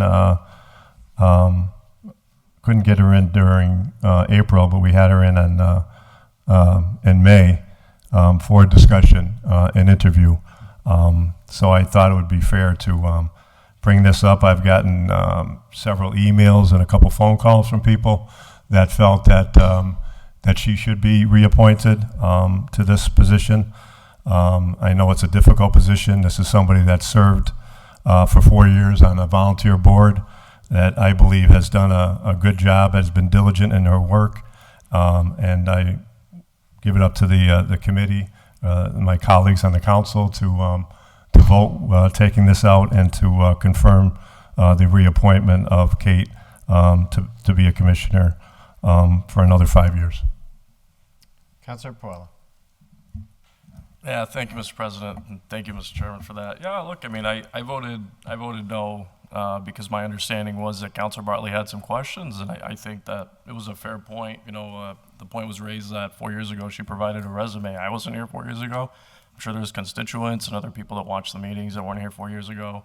I do want to say on the record, like, there was nothing malicious, at least on my part, and I'm sure from Councilor Bartley's part, on wanting to ask questions and just look at the resume and get the paperwork that we didn't get. It was last minute, like you mentioned. So, I mean, for that reason, I'm going to vote no on it again tonight. I would have probably voted yes to confirm her. I think she's a great person. I watch her on ordinance. I think she brings up great points all the time when she comes in with the joint planning board meetings. But yeah, I don't think there's anything wrong with, you know, asking questions and looking at paperwork and reading things. I think that was blown a little bit out of proportion. I don't see anything wrong with it. Thank you. Anyone further? No, I just want to state, and I agree with you, that that the minutes were asked for, I think, on Monday or Tuesday, and we received them, I believe it was Thursday. And she did come down that night. She said she still wanted to come down, and I said it may be, you know, we may be tabled.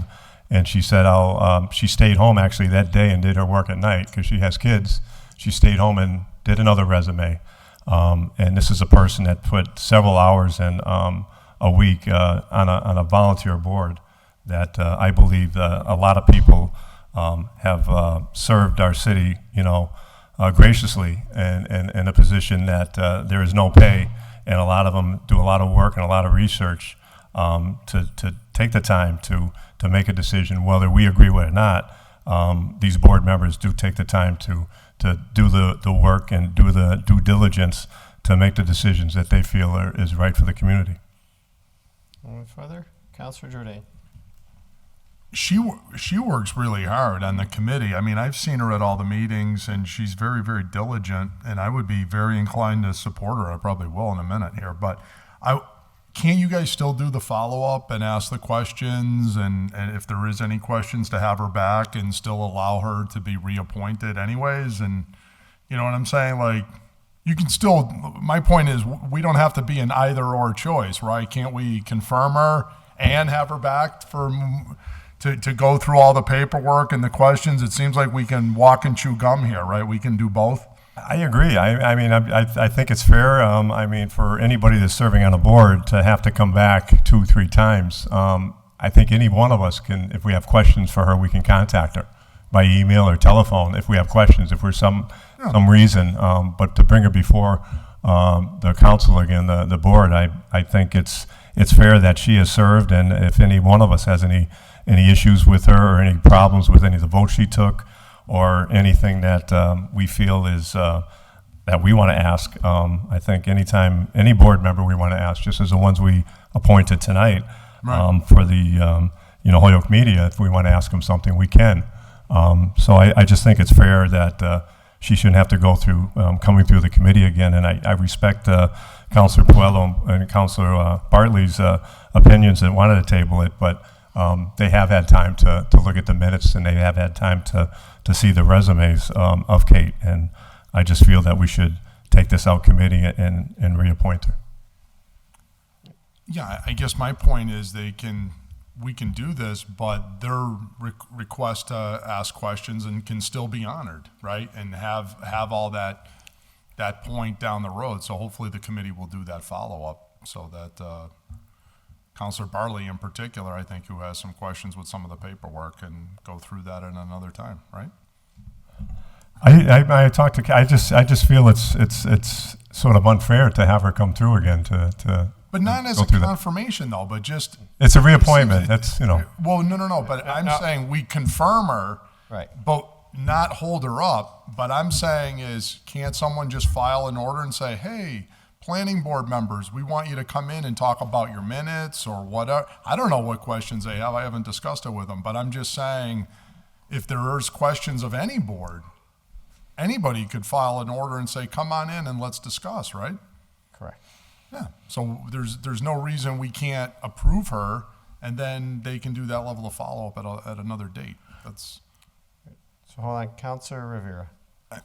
Thank you, Mr. President. So to speak to that at that meeting, what I was witnessing, it kind of sounded like that was the direction that Councilor Tallman was trying to go in, right? Oh, okay. At the meeting.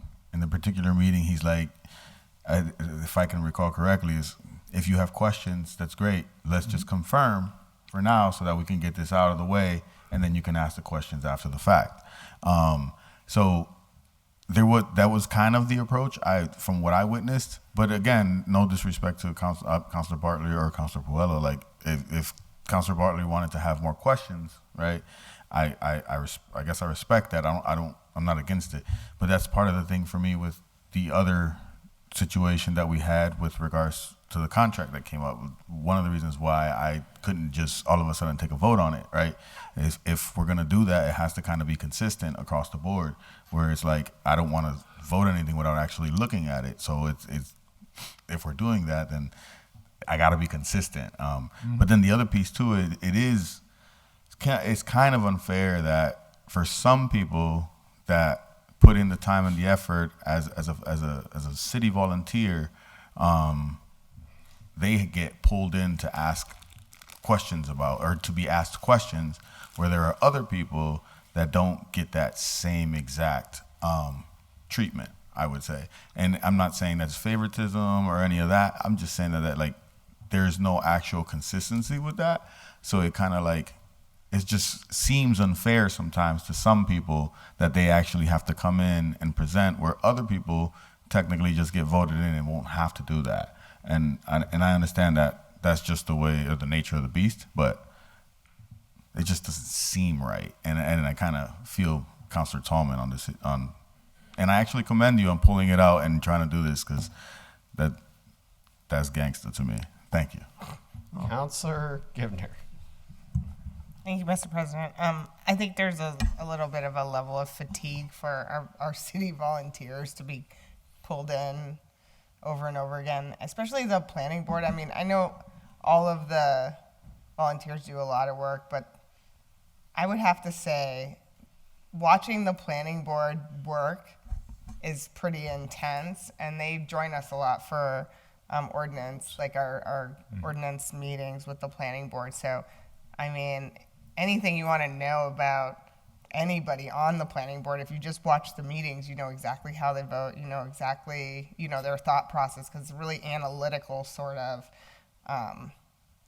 work, and everything that, like, they really pull everything apart. So, and I think if somebody's being reappointed, they usually reach out to us, or we can reach out to them. So I think, the time for asking questions could have also been before it even got to public service. I understand that public service is the place for it, but I also feel like a reappointment, especially for someone, I don't know, they're already doing the work, they're volunteering, they're doing a good job, they're doing work that's hard to find people to do, and we can ask them questions anytime. So I think we could be a little more mindful about respecting people's time and their volunteer status. Councilor Puello. Yeah, thanks, Mr. President, and thanks for everybody. Yeah, I agree with what everybody said. I guess the issue is it just sounds like maybe there's a conflict on the setting of where the questions are being asked. Like me, again, it's publicly she's coming in, or any other member of the planning board, and they're asking questions. I really respect Kate's time, and I want to say that on the mic, and I appreciate her for coming in and for providing all the paperwork that was eventually asked. But just, again, it sounds like the way it's always been done, and I agree with Councilor Rivera, the way it's always been done, I guess, is if somebody has a question on somebody, then they come in. If nobody has a question, then it goes through, and I agree, maybe that's wrong and that needs to be looked at. But, again, if somebody has a question, I don't see a problem with them having those questions answered. Thanks. All right, so the motion is to approve, and there will most likely be a separate order to have maybe the whole board come in to address questions. So. Excuse me, Yep. you said to who come in, ask questions? Maybe the board to come in and answer questions. The whole board, the whole planning board? I don't know. If someone files. I'm just saying it's any right of any. Oh, I'm not suggesting I'm filing, but I'm saying if people have questions, a counselor could file an order to have them come in. I'm just saying that's what I heard. Oh, I know, I just think this is getting a little bit too, I don't know. All this is to confirm. You pull things out of committee. Oh, I know. This is just to confirm. I'm just saying if there's outstanding questions, they have that route. They have an avenue to do it.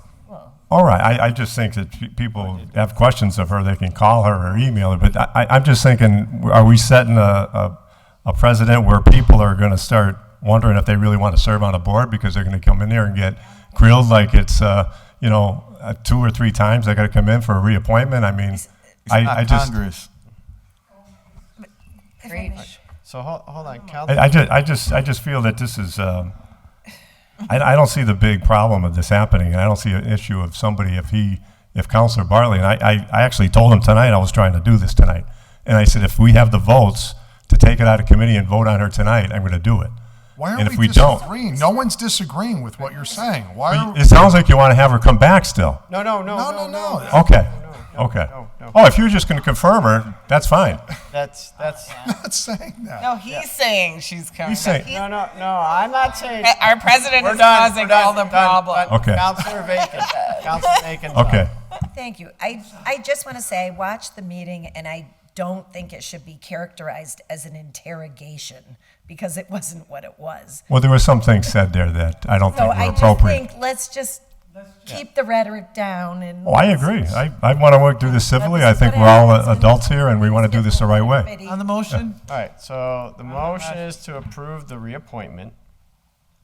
Well, to take it out, you need 9 votes, right? We already did We already that. did it. Oh, we got the votes. Or we wouldn't be discussing it. Fine. Here for 20 minutes. Okay, fine.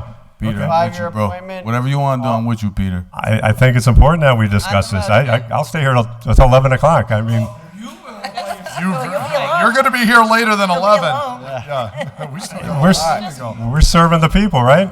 Aren't we serving the people? That's what it's all about. On the motion. So the Okay. motion is to approve. All those in favor? Aye. All those opposed? No. Thank you. All right, so now, Charter and Rules, Joint Committee, no. We're on to motions, orders, and resolutions. Don't debate them. They're going to committee. Unless you want a final action, like.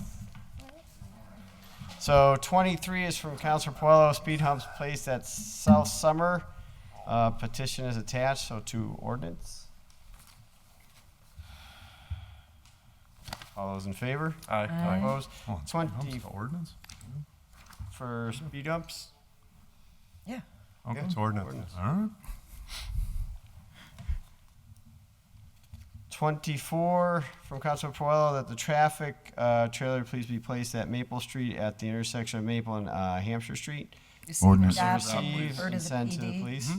All those in favor? Aye. Aye. Opposed? 25, Councilor Puello, that the chief please provide a report for the second recent accident involving the mayor's vehicle. So Public safety, receive, send to PGR. public safety. Not this way. Public safety's been shut down. Put them anywhere. So receive, send to the chief, and then to public safety. All those in favor? Aye. All opposed? 26 from Councilor Jenny Rivera, that a handicap sign be placed at 16th Center. Ordinance and So- disabilities. So, to ordinance with a copy to the commission to do review. All those in favor? Aye. Aye. 27 from Councilor Rivera, order that the mayor, public health department, sheriff's department, veteran services come to public safety possibility of developing and returning citizens department under the public health, so that would be to public safety. All those in favor? Aye. All opposed? 28 from Councilor Rivera, that the city engineer put Willow Street on the traffic study list. So do you want that to public safety as well? Yes. Constituents are really, just today, I mean, I was putting my daughter in the car. Luckily, I was fast enough, and she almost ran into the street, and somebody was just running with their car down the street. So it's just, yeah. Okay. I have been procrastinating about putting it on there because it's my street, and I don't want to sound like I'm doing it for myself, but it has to be done. So to public safety. So all those in favor? Aye. Opposed? 29 for Councilor Rivera. Order that employees at the Holyoke Police Community Center come to public safety to present services offered. So to public safety, all those in favor? Aye. Aye. Opposed?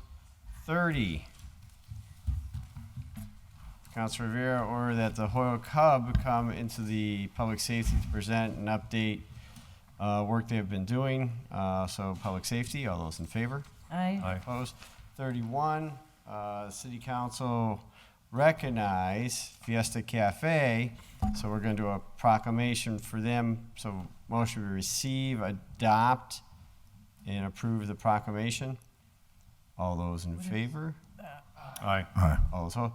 So we'll have a proclamation made. Do you want to schedule an appointment that they come in here, or do you want to have it there, or? I'll speak to the people from Transitions Academy because they were the ones that made the recommendation. They told me to try to do this for them, but I'll speak to them and get back to you on that. Okay, so that is approved, and then you'll do the follow-up for us. Thank you. 32 is from Councilor Rivera that the City Council invited representatives from the Sheriff's Department into public safety. All those to public safety. All those in favor? Aye. Aye. Opposed? 33 from Councilor Vacan that the radar speed feedback sign be placed at Cherry Street near the curve. Receive, adopt, and send to the police So department. receive, please. adopt, send to the police department. All those in favor? All Aye. opposed? 34 that the radar speed machine on Whiting Farms Road. Motion to receive, Ditto. adopt, send to Second. HPD. All those in favor? Aye. All opposed? 35, that the road improvements, from Councilor Vacan, the road improvements made on Homestead Ave from Cherry Street to Lower Westfield Road, including repairing broken sewer. Please see a petition from residents. Okay, so this one I have to speak about. Okay, so this one is going to be referred to the mayor and finance committee to determine funding sources for DPW. Councilor Veolia. Vacan. So this is an order with a petition signed by 50 citizens who have been asking me to get Homestead Road dealt with for over 3 years. And I've filed order after order after order, and there's never enough money to fix the problems on Homestead. So this is to give voice to the ongoing quality of life, banging, crashing issues on Homestead Avenue that are so bad they're causing vibration in the homes of the people that live there. And it's just been endless and unresolved. So I'm hoping that the voices of 50 people will have some bearing on the council, the mayor, and DPW to find the money, since I see all these transfers coming in as late files tonight. I'm hoping within that this long-standing, ongoing problem can finally be addressed. So I urge all of you to take this seriously from the citizens. I know I'm the only city councilor that comes from Ward 5, but we all use the roads, and I think it's really a serious issue on a highly traveled, probably the most heavily truck-traveled road in the city. Thank you. Councilor Tallman. Yeah, I'll agree that I have been speaking to one of the former actually employees of the city of Holyoke that lives on that road, and it's seemed like that it's been difficult. It's been working for a few years at getting that fixed, and it seems like some of the areas are Viola, some of it be water, where they did some repairs. So I'm glad you stated that. I think it's important, and I'll also contact the mayor because the individual probably thought that you just weren't doing anything, but because of the funding, that nothing get done until you have the funding to repair the road. And a lot of it could be the water department, could be Viola, could be the sewer lines, because I know the trucks going up and down there, the people are close to the street on Homestead. This is right up past the college, I think, going It down runs all the way all the way from down Cherry Street to Lower West. to Lower Westfield Road. And I think it's vital that even all the at-large councilors to try to contact the mayor to get the funding to get this resolved, because I know it's been a number of years. Yeah, At least it's- this one individual stated Utter that. frustration at this point. Yeah. Yes, thank you. All right, so this is referred to the mayor and to the finance committee. All those in favor? Aye. All opposed? 36 from Councilor Bacon, repair sidewalks on Kane Road at number 35 and 55. Receive, adopt, send to DPW. Yes, please. All those in favor? Aye. All opposed? 37, Councilor Bacon, remove the dead tree at Evergreen Drive across from number 79. Receive, adopt, and send to DPW and the Forester. Receive and adopt, send to the Forester. All those in favor? Aye. All opposed? Yep, Councilor. Suggest just a copy of the G&E if it's involving wires. With a copy to HG&E. All right, 38 is Councilor Bacon, the radar speed sign at 427 South Hampton Road. Yep, please add it to the queue. Receive, adopt, and send adopt, to ED. put it on the list. All those in favor? Aye. All opposed? 39 from Councilor Bacon. The undersigned seek a meeting of the city council and have a question to vote for the CPA for 1% or 1.5% placed on the November 2023 ballot. So what do you want to do with this one? So the citizens are seeking to have this placed on the ballot as voted by a majority of the city council on April 4th, 2023. This is the first opportunity we have to vote on the tax surcharge since it was approved 5 years ago. We object to any delay in our ability to vote on this tax surcharge, whether we support a reduction or support the current rate. There's a citizens petition certified with 65 signatures that has come and is calling for a meeting of the council and for the ballot question to be placed on the November ballot.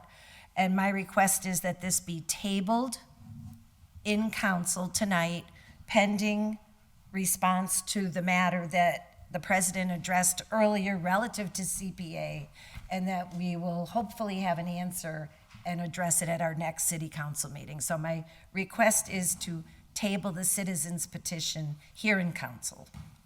Second. All right, so motion is to table is seconded. All those in favor? Aye. Aye. All opposed? 40 from Councilor Bacon, a camera be placed at the intersection of Westfield Road and Homestead Ave. Motion be receive, adopt, send to HPD. Yes, please. All those in favor? Aye. All opposed?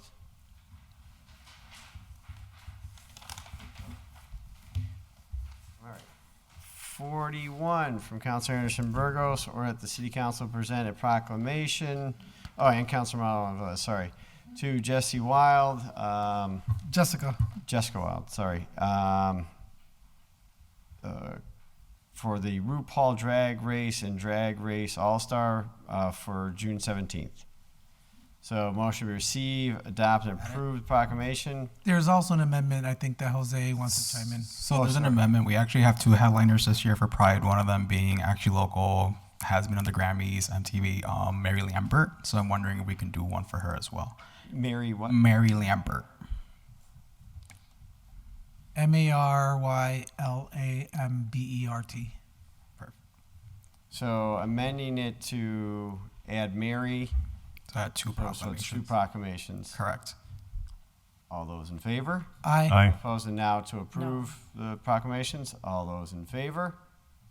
All those opposed? No. Okay. So those are approved. That's 41. 42 from Councilor Bartley, Murphy, Ramboletti, Puello, Tallman, and Bacon. The city honor the Medal of Honor recipients by improving and adding to the signage at the Medal of Honor Way near Mitchell Field. Our goal is to have the signs approved early fall. So this would be receive, adopt, send to DPW. Mm-hmm. And I think that would just be it. So all those in favor? Aye. All those opposed? 43 from 43 is Councilor. just a copy, Mr. President. that Yeah, Councilor Bartley had to go, but he said we can give that leave to withdraw. So 43, give leave to withdraw. Hold on, yep. Yep, when you're done. All those in favor? Aye. All opposed? Mr. Counselor- President. Hold on, Anderson, Burgos first. You had something? Yeah, I just wanted to ask a question through the president to Councilor Bacon. On the request for the proclamations, I heard you say no to both, and I was just wondering, this is a moment for the community to come together. And, President's on board. right. It's out, you can't. I just wanted to ask that question because No, it was shocking to me that she would say Counselor. no to a proclamation Counselor, for pride. Counselor, Okay, thank you. vote's a vote.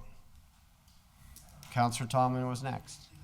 Yeah, on item 42, not that I wanted it taken off it, but Councilor Bartley has stated that he wanted me to take my name off that order. Take your name off. Off it, yeah. It's something I've never heard of before, but he had texted me earlier tonight since I was taking up the other item that he wanted my name to taken off that order. So. Can we put your name on 43, the duplicate, just by yourself? I That's what I'm going to make that motion. We have just. I second that motion. Here we go. We'll do it this way. Wait, State of what? Yeah. can you do that? Wait. Hold I guess on, you can. I never heard of it in my 25 years here. Well, I'm on this order, and I'd like you to stay on it. Wait. Councilor Bartley don't want me on it, so Wait. I'm off. Stop, please. 42 from Councilor Bartley, Murphy, Remblay, Puello, Vacan. It's the Medal of Honor way. Councilor 43 from Councilor Tallman. For City Council. President, we've already Medal of voted Honor. on item 42, and includes all names. Yeah, Thank man. you. You can't tell a veteran that he can't be on a veteran bill, Counselor. bro. Like, that doesn't make any sense. It's your name's on there because you signed on to it, or you're the only one that can remove your name. So, Okay. All right. Reach. All right. but I was gonna put you Who on. knew? I was gonna put you on 43 with myself and Councilor Jordan. I was just respecting Councilor Bartley's text to me. That's all. It's a text, but you Okay. can only put your name on or off an order. Okay. I'm going to give myself a shameless plug at this point. One of the first orders that I ever filed when I was on the council, when I was a newbie, was to name that little roundabout Medal of Honor Way. Yeah. So that was with Evie Chesky. Oh, it's going back a few Yeah, years. she had to pass a state piece of legislation. So good to see that we're continuing with the continuing. heritage. Yes. Okay. All right. So 43 was withdrawn because of duplicate. 44 is from Councilor Givner. A handicap sign at 1820 Linden. So that we're going to remove it. So it's going to go to ordinance. Yeah, I just need an amendment to that, Mr. President. sure, yeah. The address is 16-18. 16-18, not 1820. So amending it to I don't even say- think there is an 1820 Linden Street, to be honest with you. No, there is no such address. Just Yeah. fixing it. Okay. 1620. Yep. 16-18. 16-18. No, I think she What? said 16-18. 18. 18. Okay. Yep. The one at 1820 was removed because it was never there. Just saying. Just all right. All right. So all those in favor? Aye. Opposed? That's going to ordinance. 45 is Councilor Givner. Recommendation by the city engineer, traffic study at Hamden Street from 202 to Nantucket as well as to White Corridor. Safety. Public safety. All those in favor? Aye. All opposed? 46 from Councilor Givner. The blind person crossing signal be added to the existing crosswalk at Hamden Street, so public safety? Or do you want it done? You want it receive and adopt it? 46. By recommendation, because he already recommended it.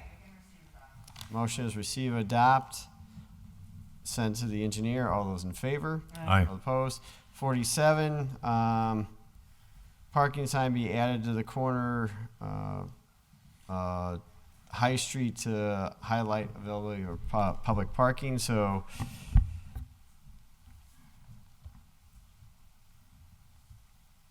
yeah, for adding parking, so send it to ordinance. Or Information. President, that's Information. informational. Just ready for, all right, so just motion to receive. I would suggest we amend it and say a very large sign, because nobody can find the upper parking deck from Division Street, because nobody can find Division Street. All right, so motion is receive, Very informational. divisive. All those in favor? All Aye. opposed? 48. Trees, bushes be cut back from the corner of Beach and Dwight Street. Motion be receive, adopt, send to DPW. All those in favor? Aye. All those opposed? 49 from Councilor Jordan, that this council adopt the resolution to support Senator Vilas, Pupolo, Ash bills allowing for small state gambling for senior centers in the Commonwealth. So this one, Councilor Jordan. Yeah, I'd like to receive and adopt this Motion to and receive. ask Second. our administrative assistant to send it to these respective places, please. All right, so motion is receive, adopt, and then Jeffrey will send them out to those places. All those in favor? Aye. All opposed? For myself is number 50, Rule 1 of the City Council be suspended for the purpose of City Council going on summer recess July 4th, 18th, and 15th. Motion to adopt. Motion Second. to receive and adopt. All those in favor? All opposed? And then we'll have our marathon meeting the 1st of August. By the way, Mr. President, you starting to give some thought to the September calendar? It's going to be a funky kind of month for us. We got all kinds of things kind of between Holyoke Day and the primary. You might want to strategize on how we're going to schedule things around. And Oh, it's going to be a mess. Okay, just giving you a heads up. Oh, no, I saw it. I'm just Okay. trying to get through the budget. Well, yeah, we'll address that at the first meeting in August. Okay. Because we'll be here till 1. Anyways, so that one's done. That was received and adopted. 51, order that this city accept and adopt proposed language from the city solicitor on a home rule petition for, this is for Jesus Prayer to fix the language for the War Memorial Commission. So just, So We ran out of World War II funds. Yeah. No, that's- No, we still have some, but so they don't have to, it's not a mandatory thing, I think. Right, because it requires 2 from there, and obviously that's not going to be. That's getting challenging, yeah. So motion be receive, adopt, and then we got to send it to the general court to try and get it fixed. All those in favor? Aye. All those opposed? Mr. President, could you add me onto that? And I'll follow up, please. I'll text you and say no. Only if you add Councilor Bartley too. Adding Counselor Tallman. 52, order that the Finance Committee discuss the funding for the interpreter for subcommittee meetings. So send this to Finance. This has a reminder. We can, pursuant to Scott, do interpretations on our subcommittee, but if for whatever reason money were to become an issue, we have to talk about it. So that's the Finance. All those in favor? Aye. All opposed? Make a motion to suspend the rules, Mr. President, to take up items 53, 54, 60, 61, 62, 63, 64, 65, 66, 67, 68, and 69, and refer them to Finance. Motion to suspend rules, second take it. them up as a package. All those in favor? Aye. All opposed? And those are all going to go to Finance. 53 is the sum of $10,500,000 appropriated to pay costs of the Holyoke River Sewer Project. 54 is $12,000 from principal clerks, matrons to medical training and education. 50. Oh, you don't want to put 58 in there? No, I'll explain that in a second. okay, just So making 60 and then all the way through 60. All right, so 60 is the 2023 recycling grant. 61 is the 2023 transportation planning grant. 62 is the sewage assistance grant. Let's see, 63 is the 2023 community planning grant. 64 is the fiscal year 24 Gateway City Program Partnership Grant. 65 is energy grant. 66 is another grant for Gateway Cities. 67 is a transfer of $143,000 from various items to park overtime, water, sewer, city hall, so on and so forth. 68 is the $29,975 from highway operator to various line items. 69 is $5,000 from highway to refuge, and 70. We'll stop there to 69. All those to finance. All those in favor. Aye. Aye. All those opposed. Go back. Suspend the rules to take up 55, 56, and 57 as a package to adopt Second. tonight. Second. 55, 56, and 57 as a package. All those in favor. Aye. Aye. All opposed. 55 is $2,362.72 from firefighters to injured on duty. 56 is $675.06 from firefighters injured on duty. 57 is $20,823.48 from sergeant patrolman to injured on duty. So those three would be receive, adopt, pass the first reading. Councilman. Just for the purpose of accountability of when one of our firefighters or police officers is injured on duty, the salary is still paid, but we put it into injured on duty while they are, whether it's temporary or long-term injured on duty status. So We have the counts. I was trying to pull those up. I'll get them for you in 1 second.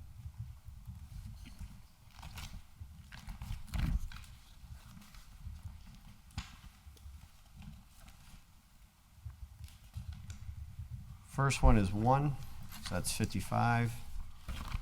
56, pretty much going to be 1.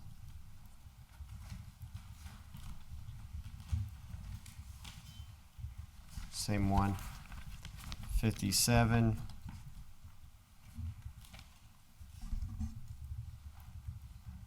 Eight. So pass the first reading. All those in favor? Aye. Aye. All those opposed? I'll make a motion to pass the second reading. Pass the second reading. Clerk will call a roll. If you vote yes, you're voting for all three. Coelho, Yes. Israel Rivera, Yes. Jenny Rivera, Yes. Tallman, Yes. Deacon, Yes. Anderson Burgos, Yes. Givner, Yes. Jordan, Yes. Maldonado Velez, Yes. McGee, Yes. McGivern, Yes. Murphy Ramboletti. Yes. Unanimous vote. We vote you approve that one. Could suspend the rules and take 58, 59 as a package, return them to the auditor and mayor. Second. 58 and 59 take up as a package. All those in favor? Aye. All opposed? 58, 107,000 from highway HMEO to various line items. 59 is 8,000, kind of the same thing. So both back to the auditor, you said? That's correct. They're actually they're duplicates of two orders that are on the finance committee agenda tomorrow evening. They just mistakenly got put back on this agenda. All right, so refer back to the auditor. All those in favor? Aye. All opposed? If I could, Mr. President, very quickly on finance. We're meeting tomorrow night. It's a joint meeting that this council approved of some time ago with the ordinance committee. It's not a joint committee. It's a joint meeting where we're going to meet together and discuss a number of items pertaining to the wastewater treatment plant and the DPW and a few other tidbits that are thrown in. The purpose of the meeting is to forecast what's happening at the wastewater treatment plant for next year to help us through our budget process, also to help the ordinance committee and the Board of Public Works to discuss an impact on the sewer rate itself.